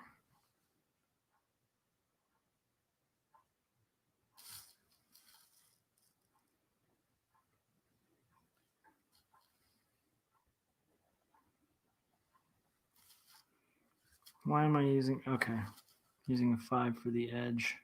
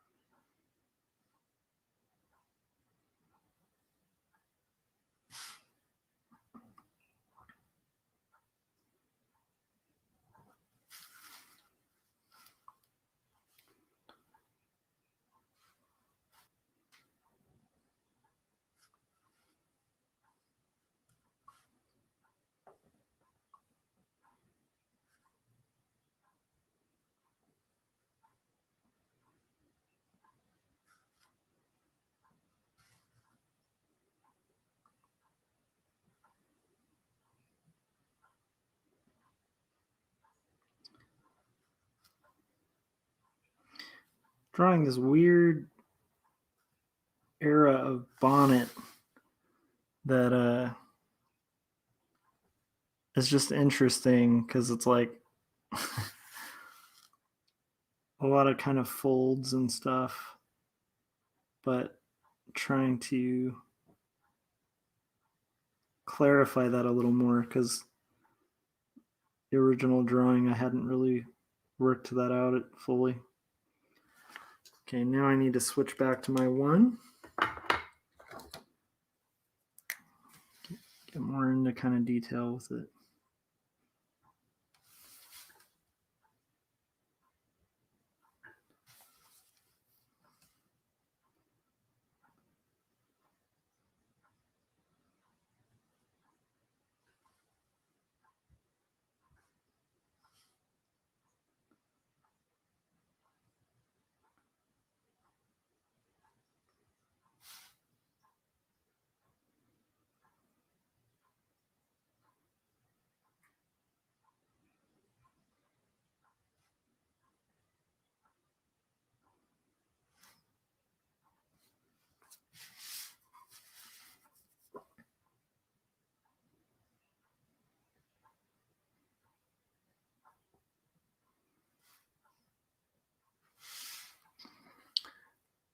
All right, we're getting there. Oh.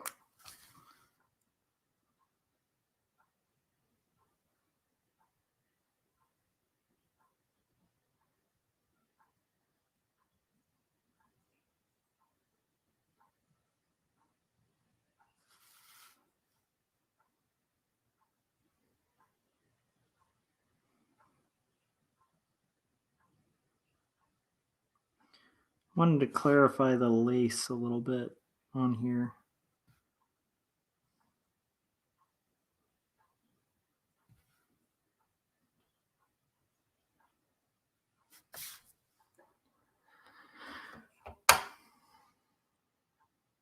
We're getting there. All right, I'm gonna sneak out and get a cuppa because we are at about the 2-hour point, and then I will come back and work on this a little more. Ooh. Also think maybe I can scoot this over a little bit so we have a little more room. How's that? Whew. Wash my hands too.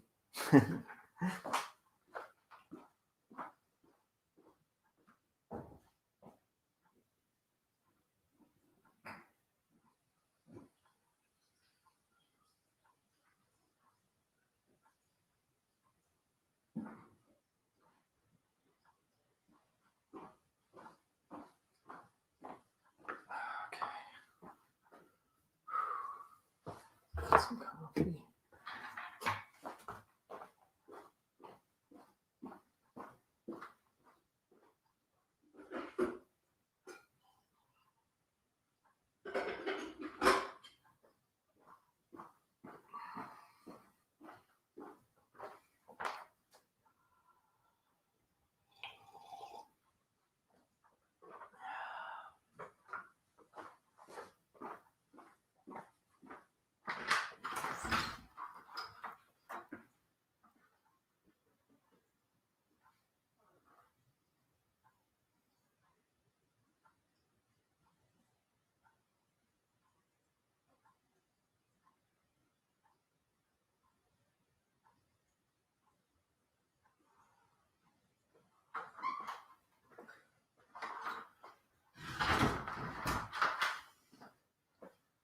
Okay.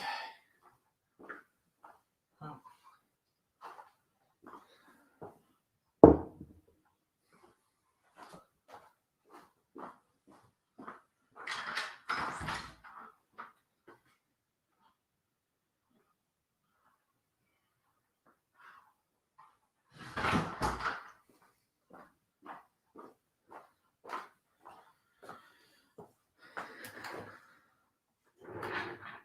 All right, here we go. Let's get back into it. Got a fresh cup of coffee. ready to go.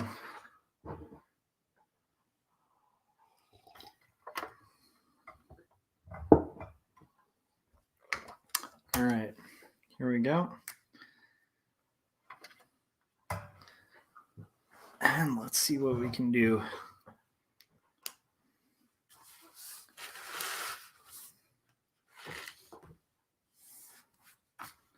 Trying to, let's go back to the 5.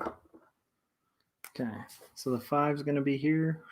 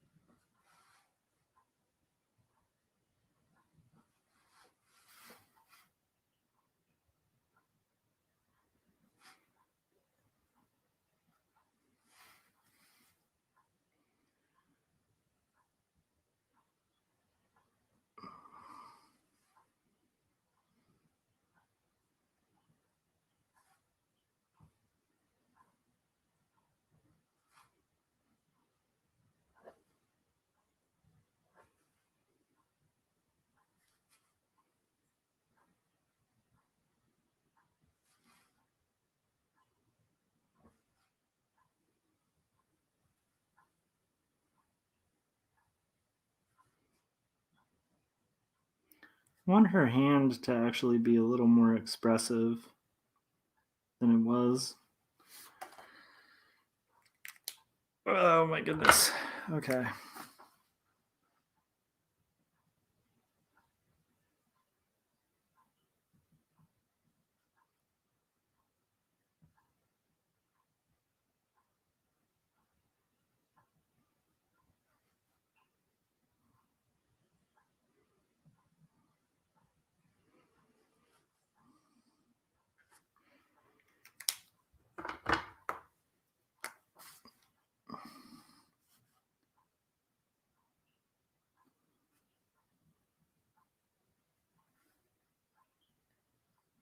Put a little bit of weight on the bottom end there, and then we'll just kind of move through it.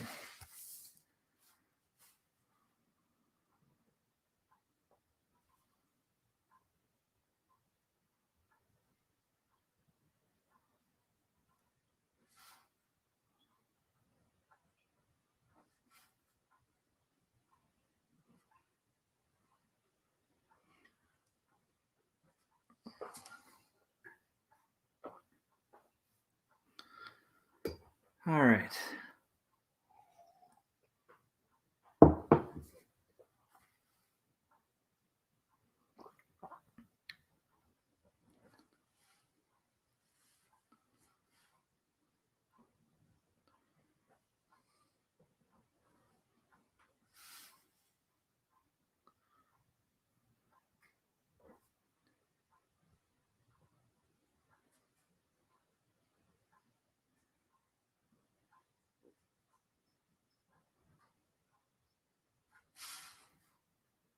All right.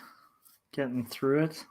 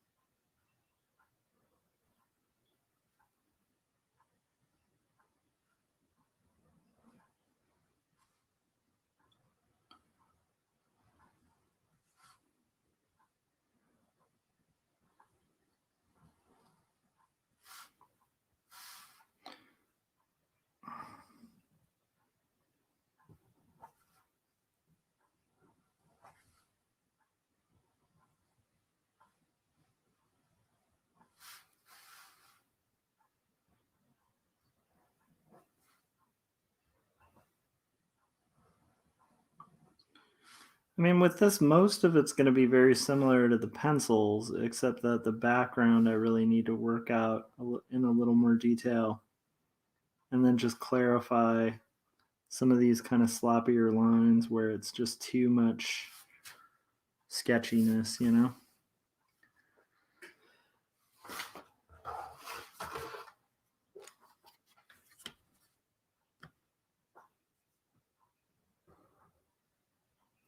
Okay. There we go. And now, it's funny, when I was drawing this character, I was actually, I'm forgetting which Python, but there was a Monty Python guy who often dressed as like an old lady, and I was kind of thinking of her, of him, I guess. So it's funny because it's like I can kind of see. I know it's just a side view, but I can kind of see that for myself a little bit in it, which amuses me, keeps me interested. All right, so we're getting these fragile little details. I'm wondering if I can get like a better angle on it. I won't distract my drawing too much.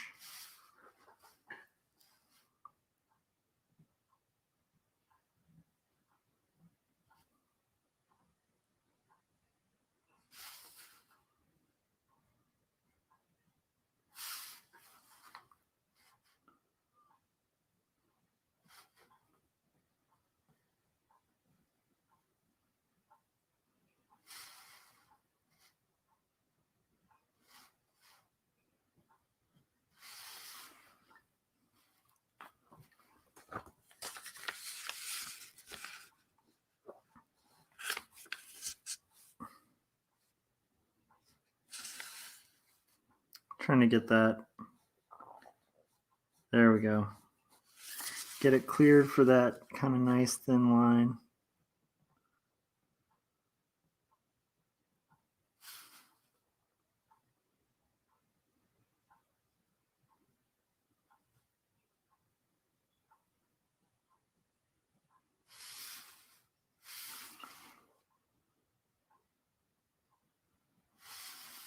I don't know if that's the right angle.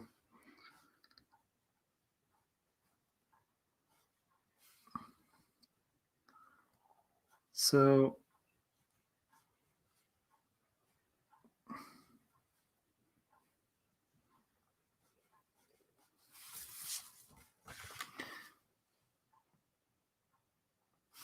yeah, like I'm really hoping that these come out okay. And like the neat thing about art is you gain more confidence as you go. There's little things like where, you know, in the past I might have been like, oh no, I messed up the page or whatever, where I'm like, I'm not as lacking confidence as I used to be. But this ink is really being weird.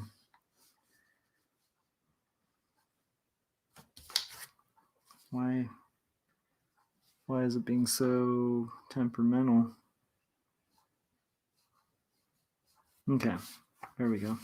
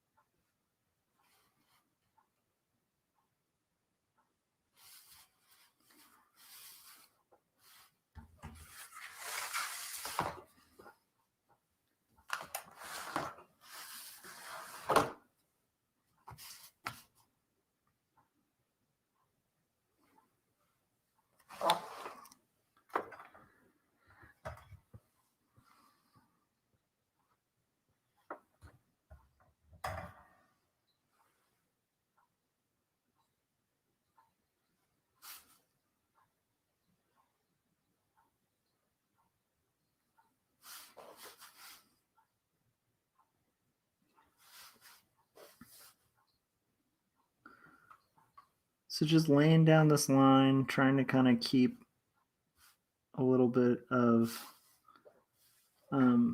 formality to it.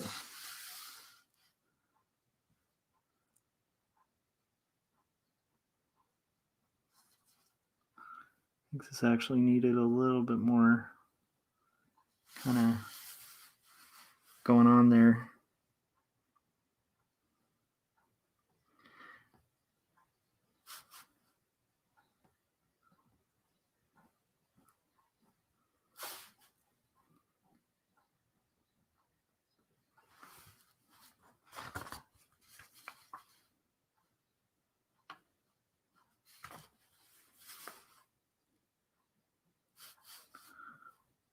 And here is like a really tenuous part where I want there to be like a highlight, but not a ton you can see.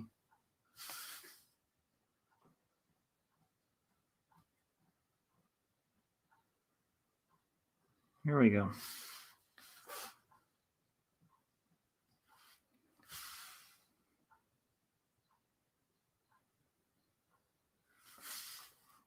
Yep. All right, we're getting there. We're getting there, you guys.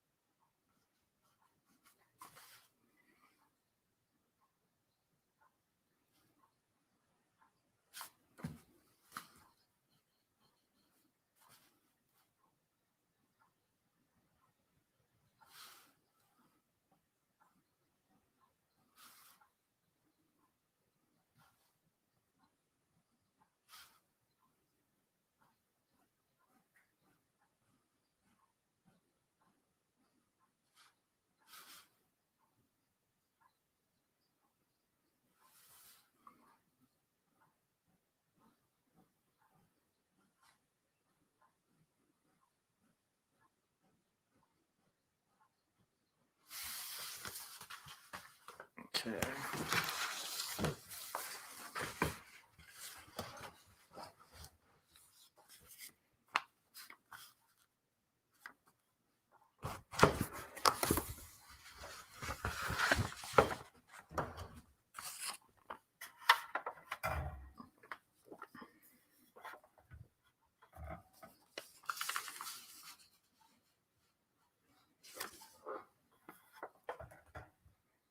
Trying to get used to the setup too while I'm going.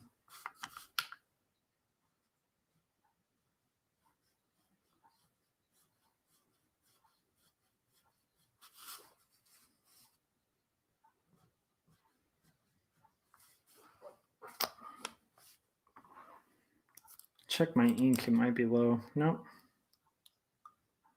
Just spitting a bit.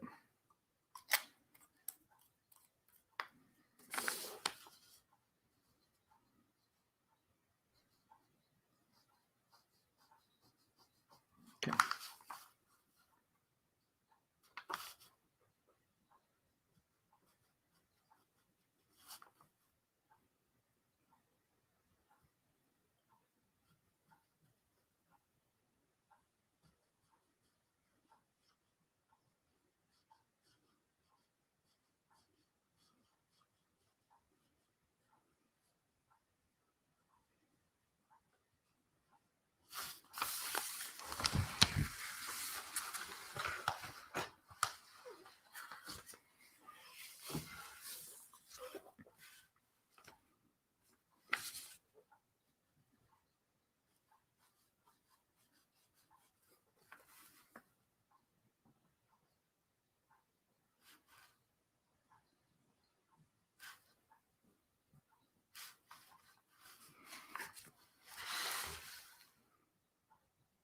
And you'll notice like I rotate the page while I'm doing it, or I'll like turn myself, because it's like when you're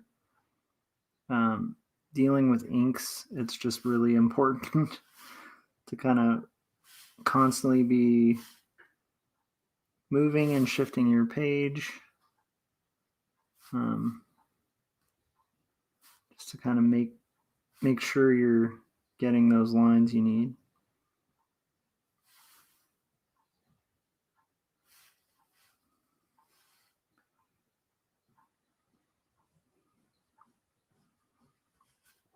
I also really want to reiterate that light source that's on the table. So if I have to kind of tone back a few things, that's probably not a bad call. Similarly, like here,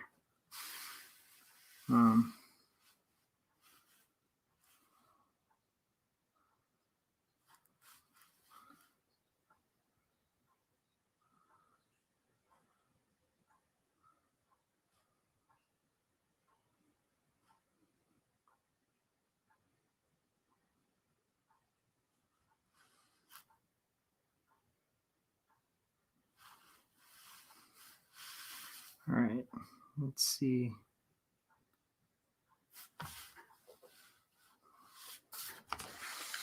It's a beast sometimes to work these things out, but that's why it's so valuable to have good pencils. Because it's like if your pencils give you enough information, then your inks can hopefully complement the pencils and not like be a detriment to them. And then you can just do little alterations and end up with like a pretty good finished product. But if you're, I also want to say I'm not inking in the Marvel way right now, because I definitely get like way more complex, and then it's kind of an interesting push and pull, because now I'm like, I already can see that to make this stand out, I'm going to basically need to add some shading here. And I don't think that's going to be like a detriment or a problem. But I actually think I want to make him stand back more from her.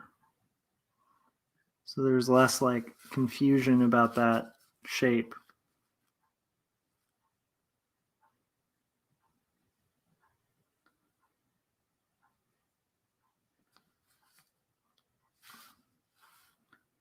So I didn't like the ambiguity of that. So it needs to go darker. So now that should like be a clear distinction. By inking the Marvel way, I just mean like I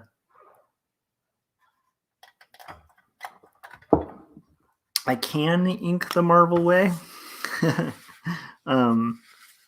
But it's like it's much more simplified. Like your style would be not including a lot of cross hatching or shading,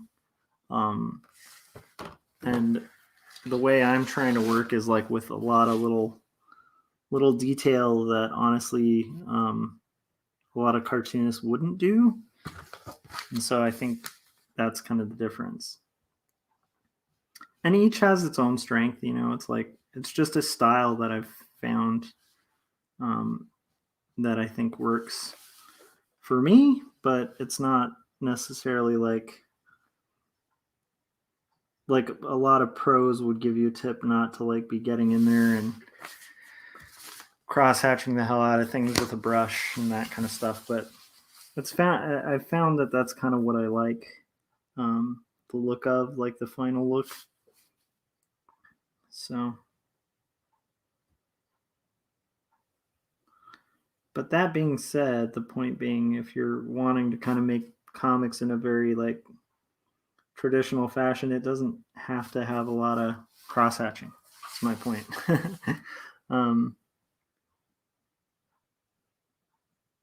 And it's good to like practice and learn simplified styles, as well. So, because it's good to have like a quick house style kind of thing. I don't know if that makes sense. Let's see. But we're getting there. Inking the Kemble way.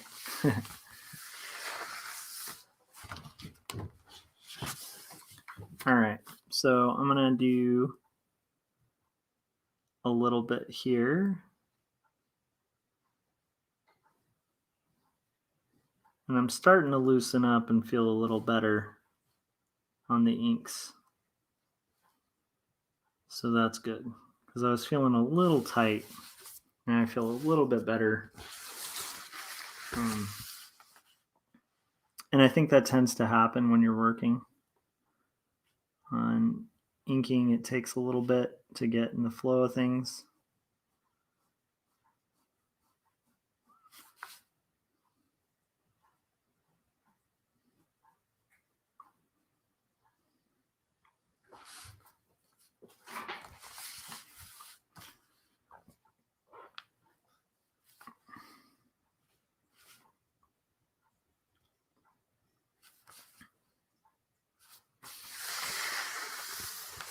It's like kind of a sash. It's getting some reflected light in there, so. Ooh, that was a bad line.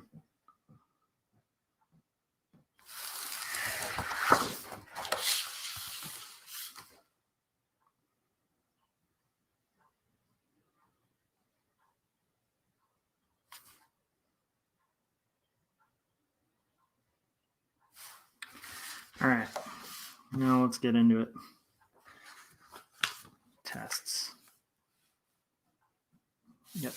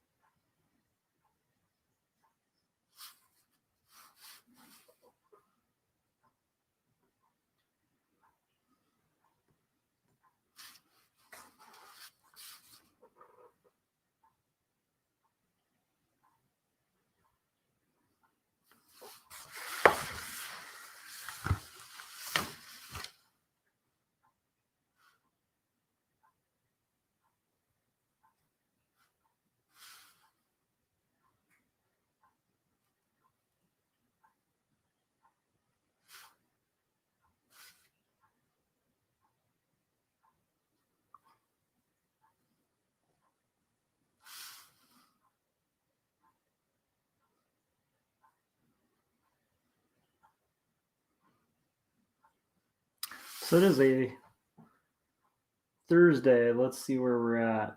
And it's almost 3. The latest I should probably work on this is till 4. That's my suspicion, because I do have work in the morning, so I definitely need to get a couple hours of sleep before the workday.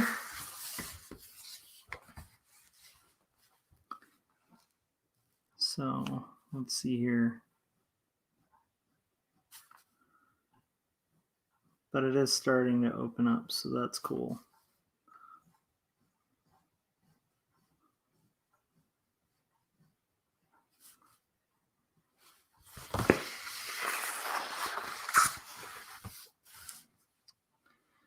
Starting to get in the zone.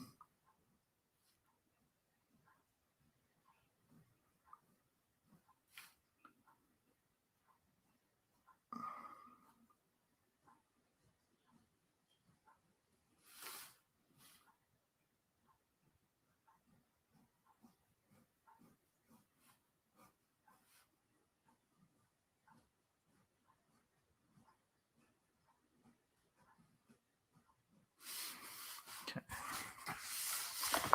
Now we're going to get into a little bit more of that hatching just to kind of establish form a little more, shadow.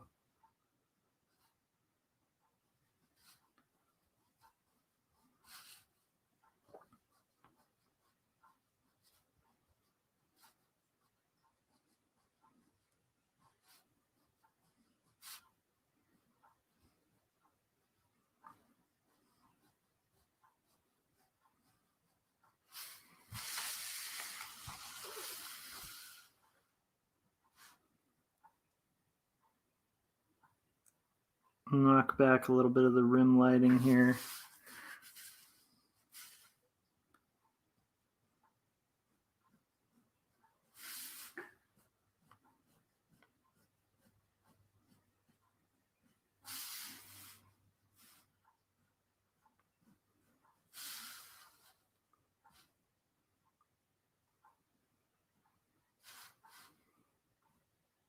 And here also I want to establish just a little bit more shadow to pull her back a little bit. I like the light that's hitting, but I definitely think it needs to be knocked back. And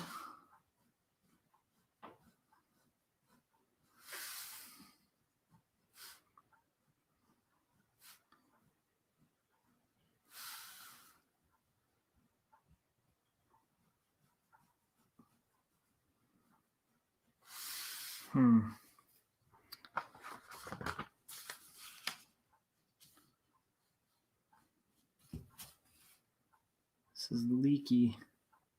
Leaky. All right.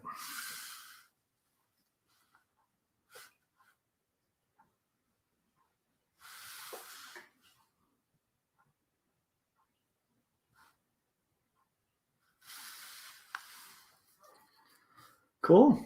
So let's see how that looks. Yeah, it's starting to work. Starting to get there.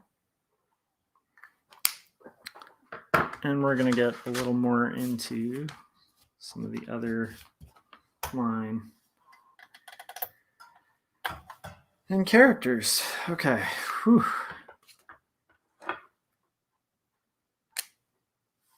Let's see. Have a good night, Frank. Yeah, I might be turning in shortly too, although I do need to get this done. So I'm going to see if I can get a little further, and then this might be a to be continued sort of thing. Which would not necessarily be bad.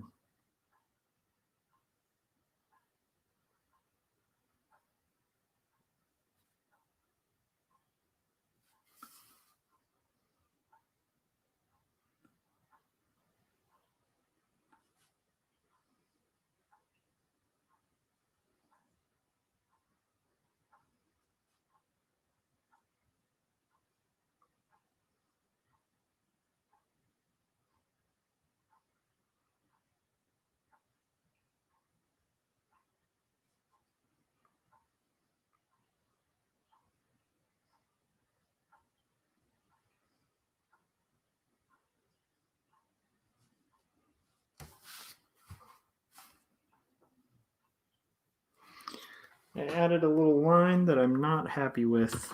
A little blob there.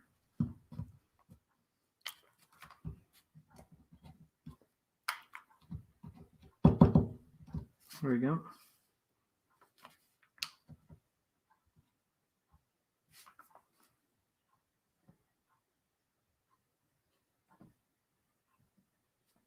I have to correct that.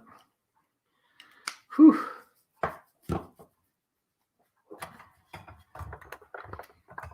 All right, let's get back in there and get this knocked out.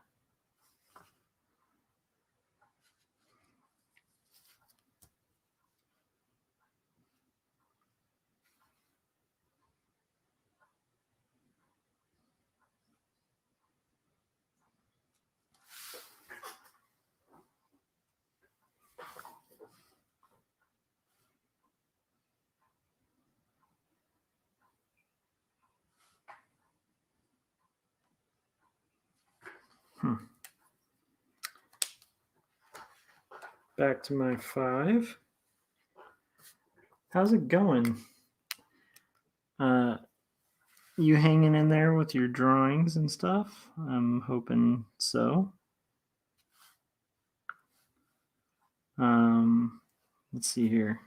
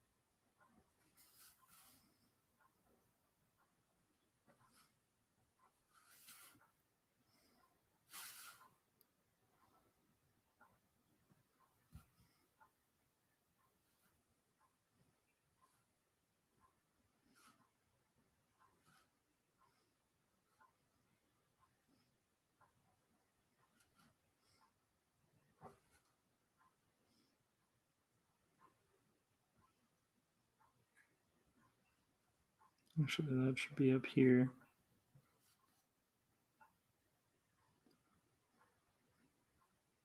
So we're going to basically get this all kind of sorted out.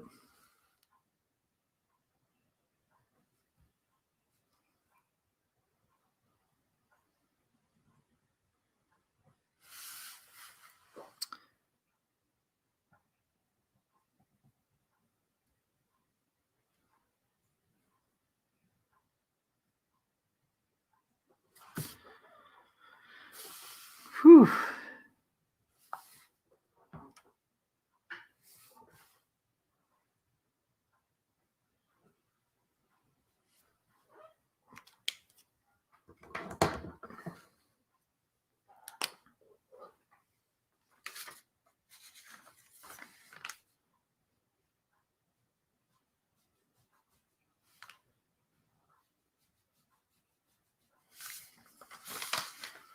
All right, so here we go. Let's just start knocking it out.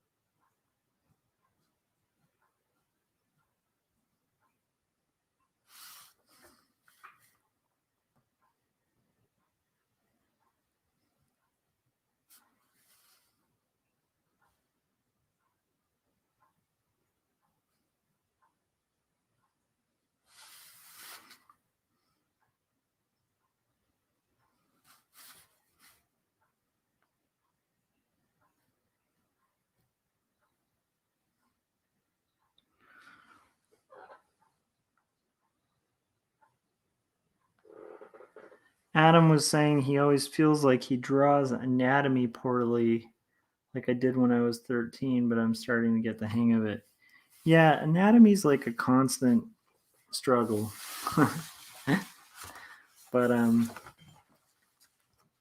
it gets easier and harder. It's kind of weird. But for me, I definitely uh, still believe, I kind of think that's just one of those things that can be like a lifelong exploration, you know?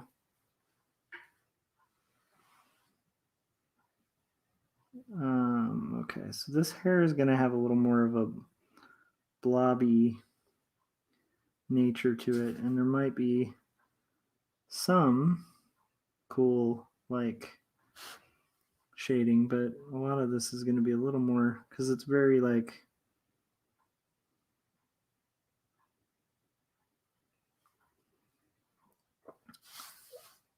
messy hair.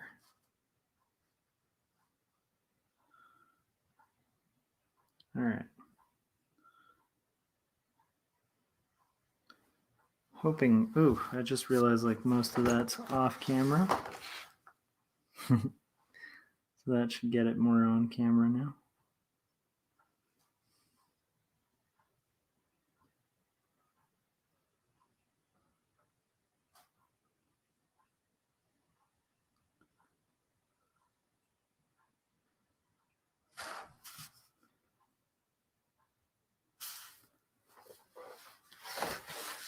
But yeah, I definitely understand that. I mean, anatomy can be a real headache to kind of get the hang of.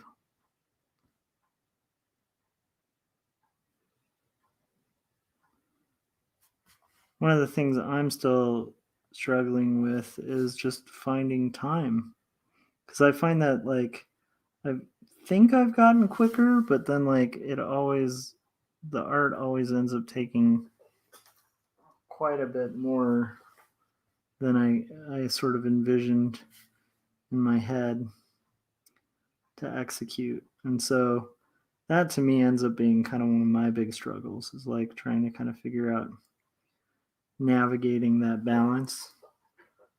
And then similarly, like sort of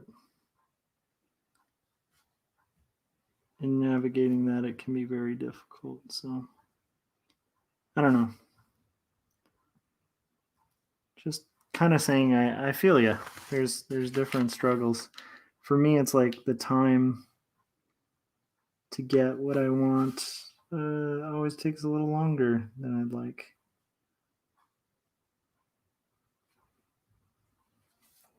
Oh, that's terrible. I think I botched that. Let's see here. It was nicely coming along, and then this thing blobbed out on me.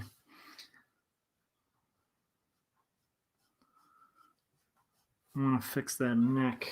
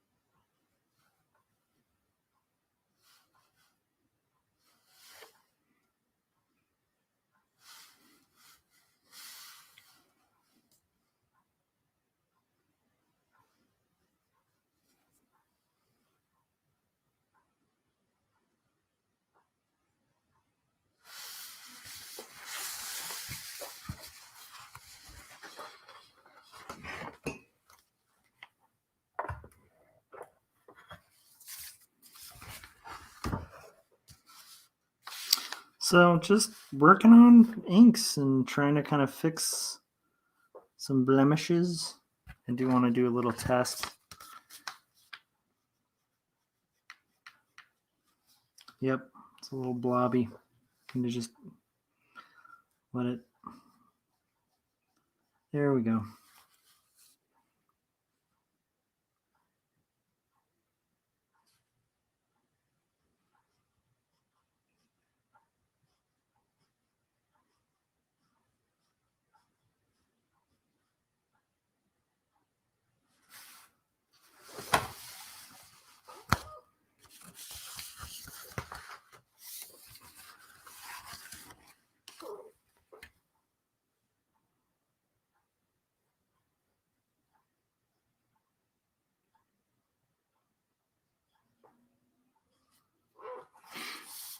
Cool.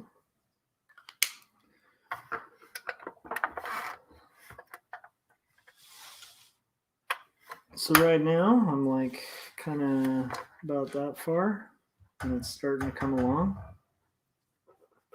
We'll see how it goes, but I'm pretty excited about it. I am wondering from a distance. Yep, that's going to look pretty good. All right.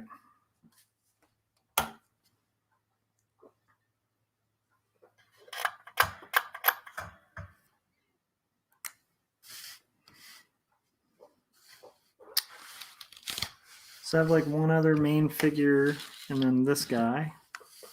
to kind of sort out.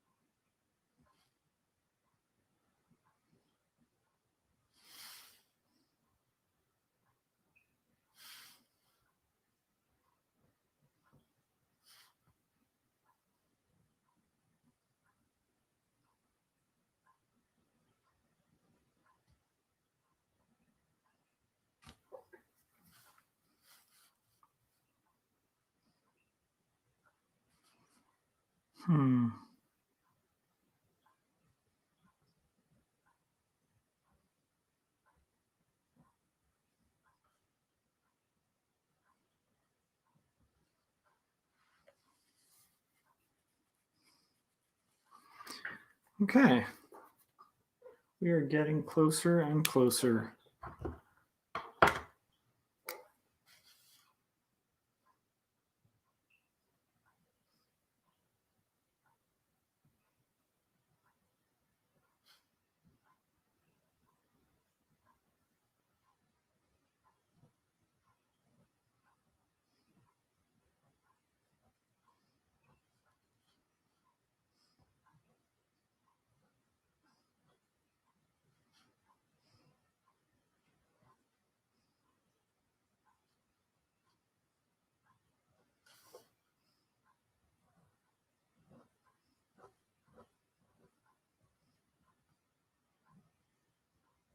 And this is just like this old school hairstyle.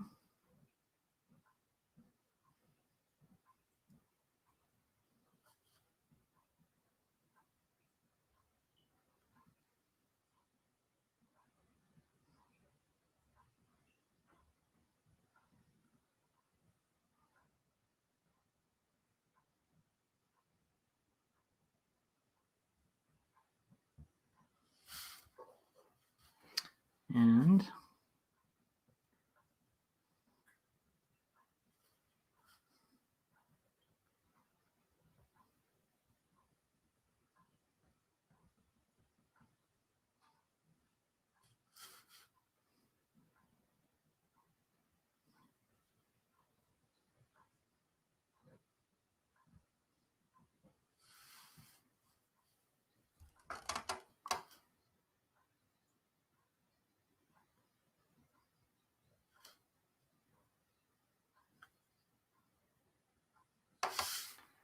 this arm I might need to actually completely adjust because it was a little off on anatomy for sure.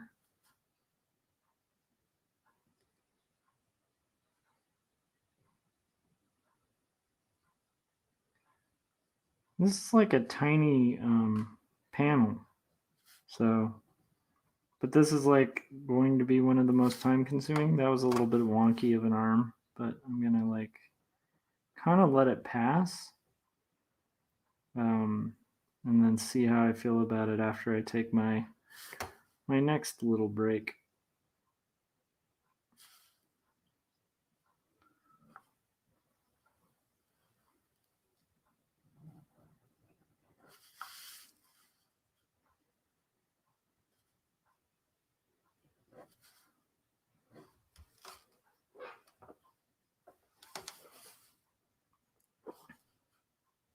I do want to have like some more details in there.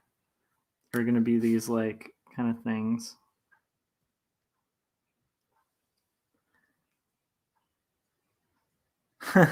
Adam was just talking about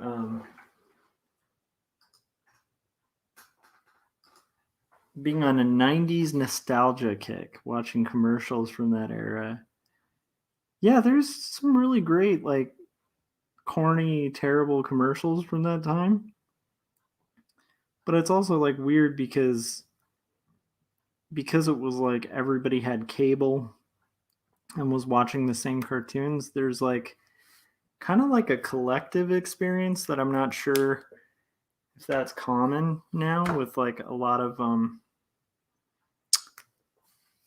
people. Like I don't know how many generations can kind of like remember all the same commercials and stuff. Now, like I'm not sure. Well, maybe it's like that with memes, I guess, but there is something really unique about that era when like a specific commercial would just be like kind of everyone would know because like literally every kid was watching the exact same shows. Although I will say my son seems to end up watching a lot of the shows that other kids are watching, but there is some kind of like weird sort of aesthetic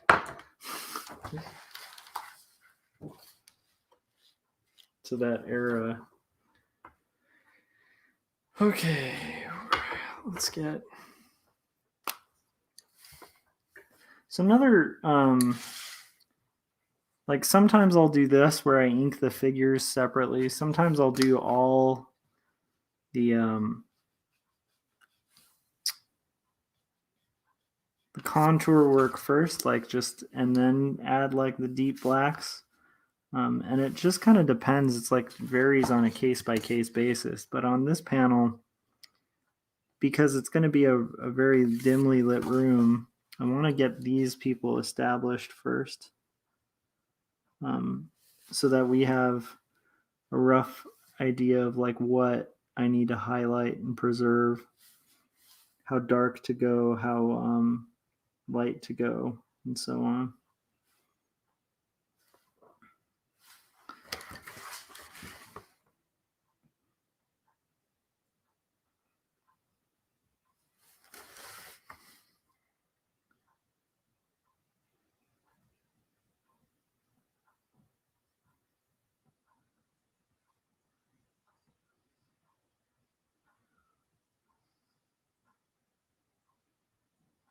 But yeah, one of the definite downsides of the lightbox pencils as opposed to the physical pencils is less space to work.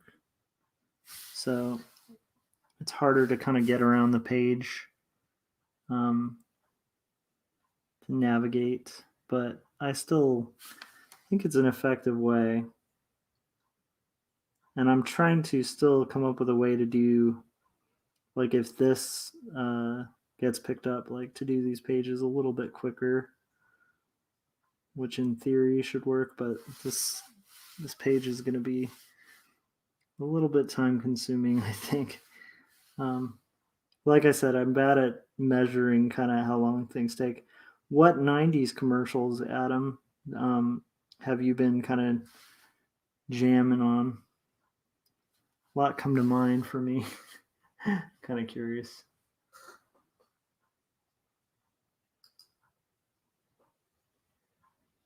Yeah, Adam was saying that shared experience we all had in the 90s has been like split off. Yeah, it's an interesting thing because I do think like maybe there are some shared things, but it does feel like people have um, niched down to like specific things. But then again, I feel like WandaVision and some other things kind of gives a little bit of that shared experience, like Mandalorian. Like there's some kind of cultural touchstones where I feel like we're still finding ways to kind of find community and shared experiences. But yeah, but I don't know if we'll ever replicate that specific shared experience of like commercials, which is probably good or bad. Might be good. Maybe we were just brainwashed to buy products as kids, but it sure is funny. Anytime I hear those themes from like the 90s, I instantly feel like, oh my gosh, I gotta eat some sugary cereal, watch some Darkwing Duck or something.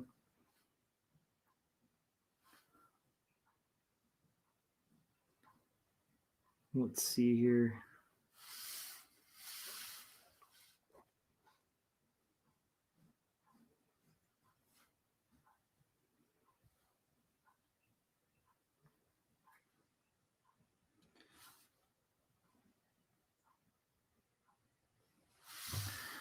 Okay.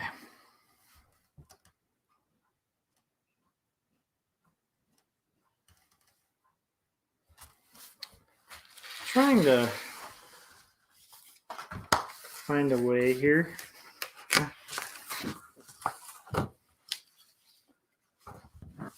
Not super happy with what I did to that arm. I might have to either work it a little more, which I think actually works, so never mind. Okay.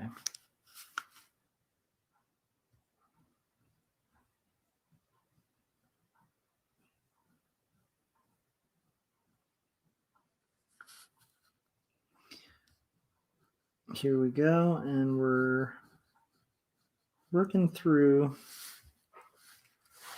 some of this business.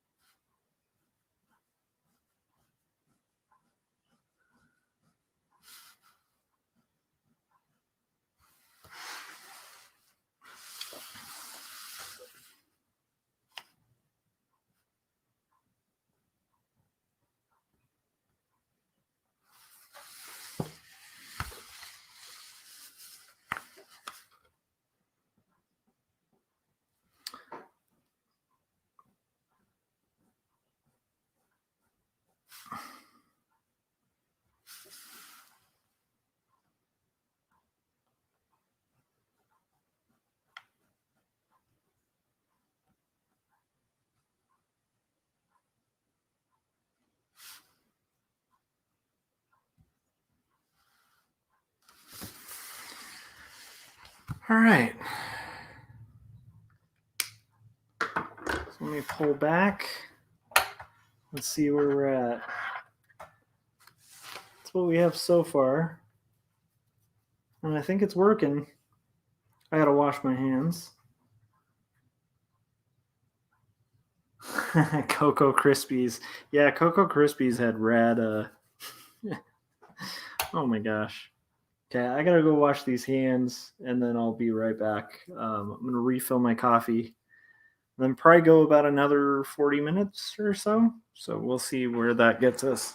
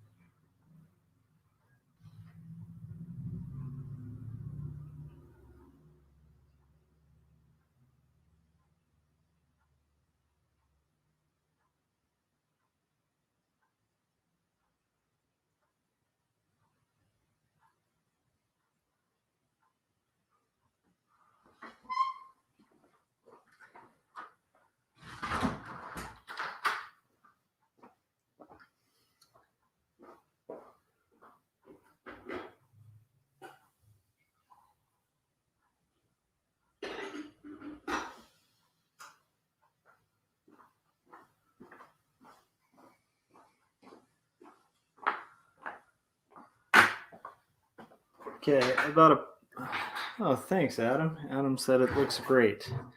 That's good. We're getting there. Getting there, ladies and gents. Okay, so here we go, and let's see if we can find this out. What we're gonna do here. starting to get tired.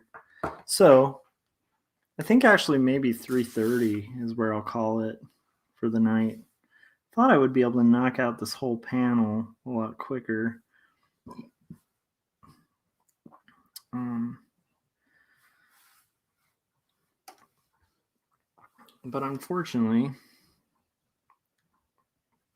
these things take time.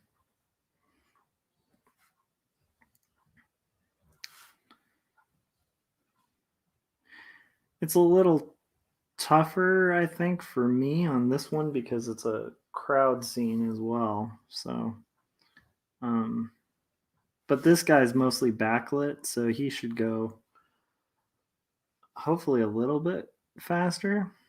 He's got his little. Okay. And then we might just have to kind of do a to be continued on the next one of these. So what I love is like carving at these things, but then on the weekends I'm usually able to get a little more time. But we'll have to kind of see how that bears out. I do want to have like a little bit more of his hand.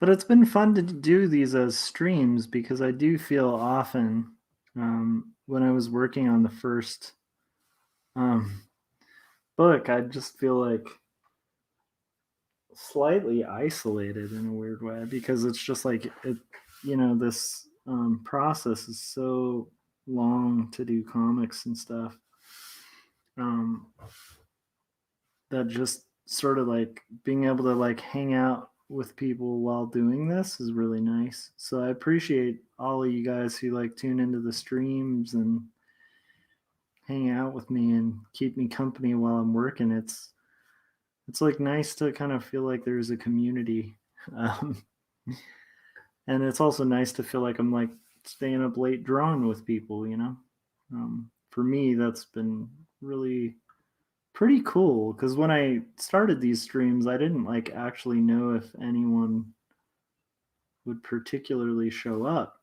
And my thought on it was like, well, I'm going to be drawing anyway, so I might as well just see. And I've been really fortunate and feel really lucky to have like people watching the streams and kind of hanging out and getting something out of it. That's to me, that's a lot of fun. Um, really like makes it a little less laborious to kind of make these things happen. So, I mean, it's labor, but it feels like less work. I don't know if that makes sense. May not make a lot of sense.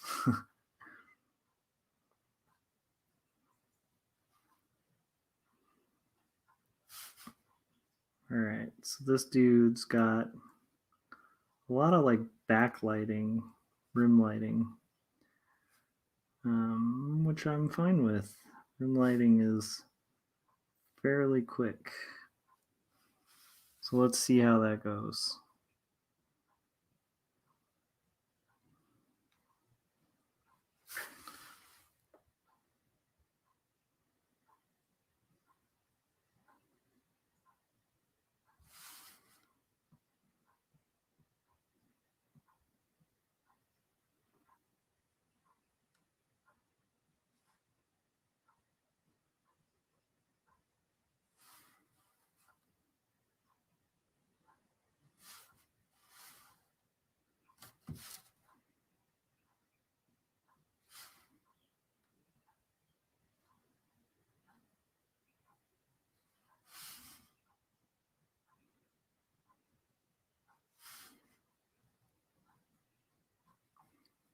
But it has been fun just seeing these streams, getting in interesting conversations. Um, like even thinking about 80s cartoons is kind of and 80s ads is kind of fun. Um, I still remember the Tootsie Roll Pop one. That one was one of my favorites because it was like a UPA style ad for like Tootsie Roll Pops. And that was pretty amazing.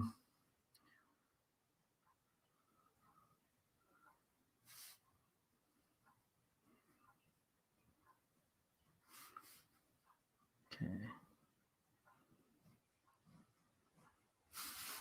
I think this lapel. I think I'll get all this side where I need to.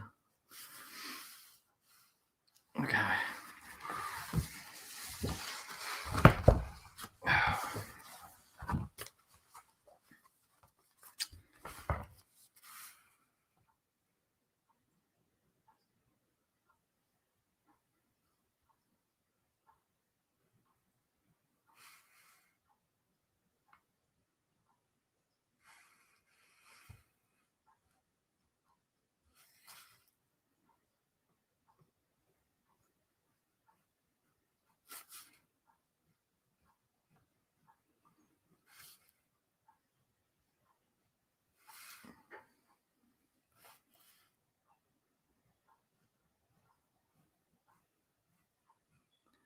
I wonder. Um, yeah, I wonder how many uh, like kids that grew up, you know, in the 80s and 90s, like have vivid dreams of product placement and advertisement. Because like even the cartoons at the time were pretty on the nose, like advertisements for products or toys, and we kind of knew it as kids, but like we kind of didn't mind. Um, it's just an interesting era. I do feel like children's entertainment has a lot of like it still has a lot of the same, but it also has like so much wealth and like rich storytelling. If anything, I actually feel like children's entertainment, like I feel like literature is not in the best condition all the time lately, but children's like entertainment has gotten really sophisticated, and there's so much variety in like what's available and like pretty solid storytelling. Um, like Pixar, you know, like when I was a kid was not like really a big house and they weren't providing a lot of content, and now they're like constantly putting out pretty solid like animations and stories and stuff. It's kind of amazing just to think um, how like how much more is available, but there is like this also like a nostalgia to like the kind of the there's a nostalgia I feel to like cartoons that weren't great. It's kind of weird. And then some of them were really cool. Um, but like in retrospect, like a lot of them aren't that great. Some of them are amazing. And it's cool too because even those, like my kid has access to like the entire Disney afternoon, you know, which was like a huge deal as a kid. Um, and it's just interesting that like all of those cartoons that like you know would air at like right when you got off school, um, and you'd have to like catch them, or maybe there would be like a rerun here or there. Um, but it's like, yeah, just the fact that like you can kind of binge like a serialized show, like I don't know, it's interesting. I actually am still kind of processing that, like in the sense of like I think that's cool for my son, but it's also like like Adam was talking about, like there is like this loss of like the shared experience, because like one kid in his class could be like really into like one show, and then the variety of like what they can get into is like just endless, you know.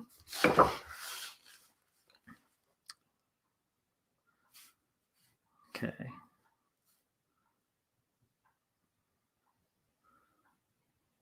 This I'll have to rule out. But I feel like if I can get the characters out of the way, at least before I crash tonight, or I should say this morning, then like, you know, I can focus on getting that background in.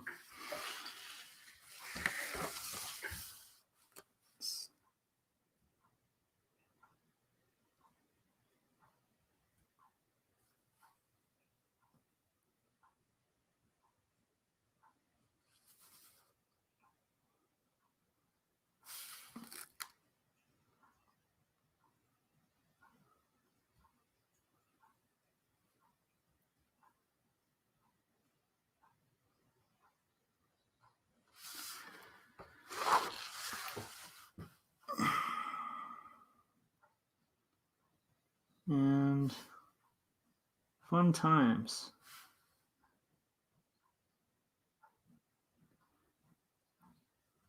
All right.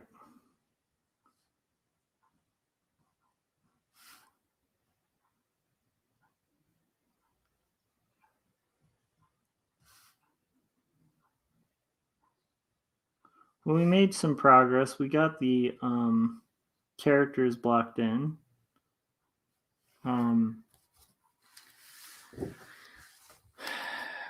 And then basically gonna have to get into the ruling and stuff like that, but this is what I've got so far for my page. So I've got like kind of a character scene, and some of this extra stuff here. I want to get rid of some of this excess smudginess,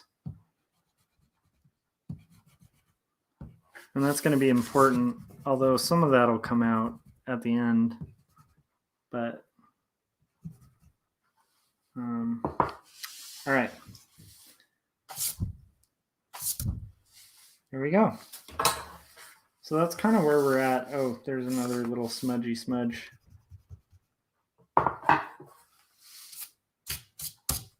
Cool. So that's basically where we're at for the night, and then I will probably finish this later. But that's what I've got so far. So it is close to like, yeah, it's just I have to work at like 8, so I definitely need to crash. I'm so tempted to keep going though, because I like really enjoy this process. Maybe I can just let me do the items on the table at least, because I think most of those can be sort of free-handed. And that'll establish our light source. So, the other important thing is not to push too far, because if you push too far with these kind of things, you usually start rushing.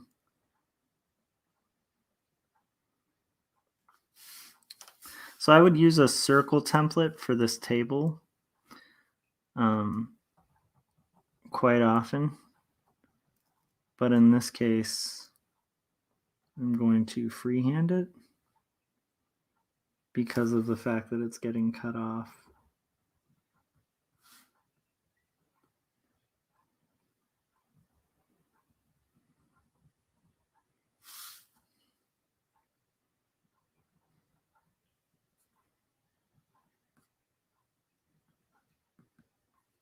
Okay. And similarly, I think just this part is so small, it's going to be hard to circle template it.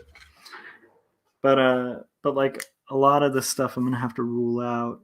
Actually, I think actually it's. Let me get the bell, because I'm like, there's a bell here, and that's going to be,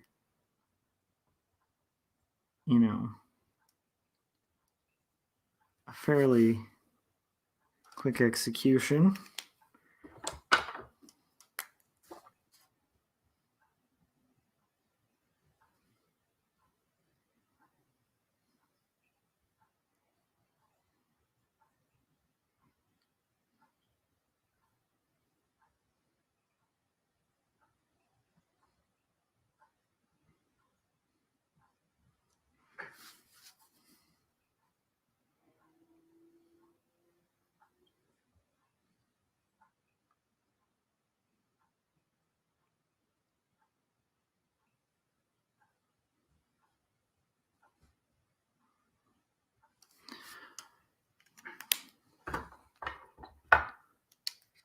But I think aside from that, it might be a good time to call it a night, so I don't like overkill.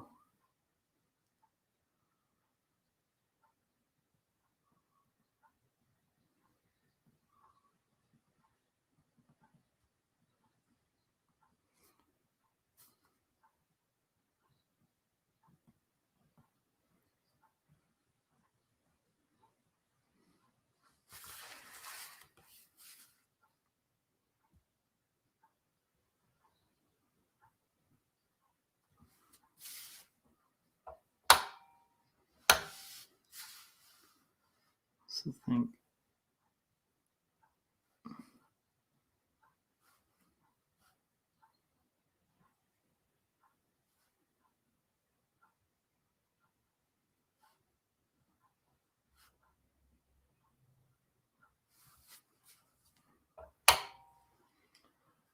All right, so I think we're good to go for the night, and then I'm gonna continue this tomorrow.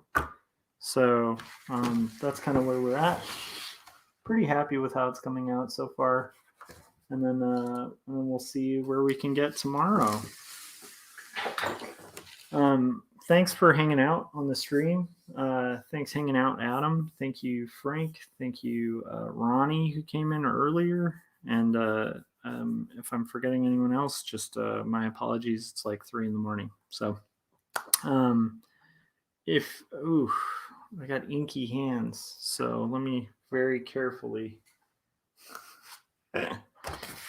suggest pick up this book. I would thumb through it, but I don't want to get my inky hands all over it. So if you guys haven't yet, this is my graphic novel that I hand letter, hand ink, and then it's 122 pages. It's a story, a memoir about faith and mental illness. It's autobiographical, indie book, and it's actually getting pretty good feedback from the people who've read it too. So you can get this on Amazon for like $14 right now, unless the price has gone back to the usual $19.99. But you can also get it at a bunch of other booksellers like Book Depository or Barnes and Noble. But the nice thing about the Amazon is the Prime gives you free delivery, so you could probably save a lot of money. And also it helps my sales rank. So thank you guys for watching the stream and hanging out, and I will see you probably tomorrow or later today when we work again. So have a good night.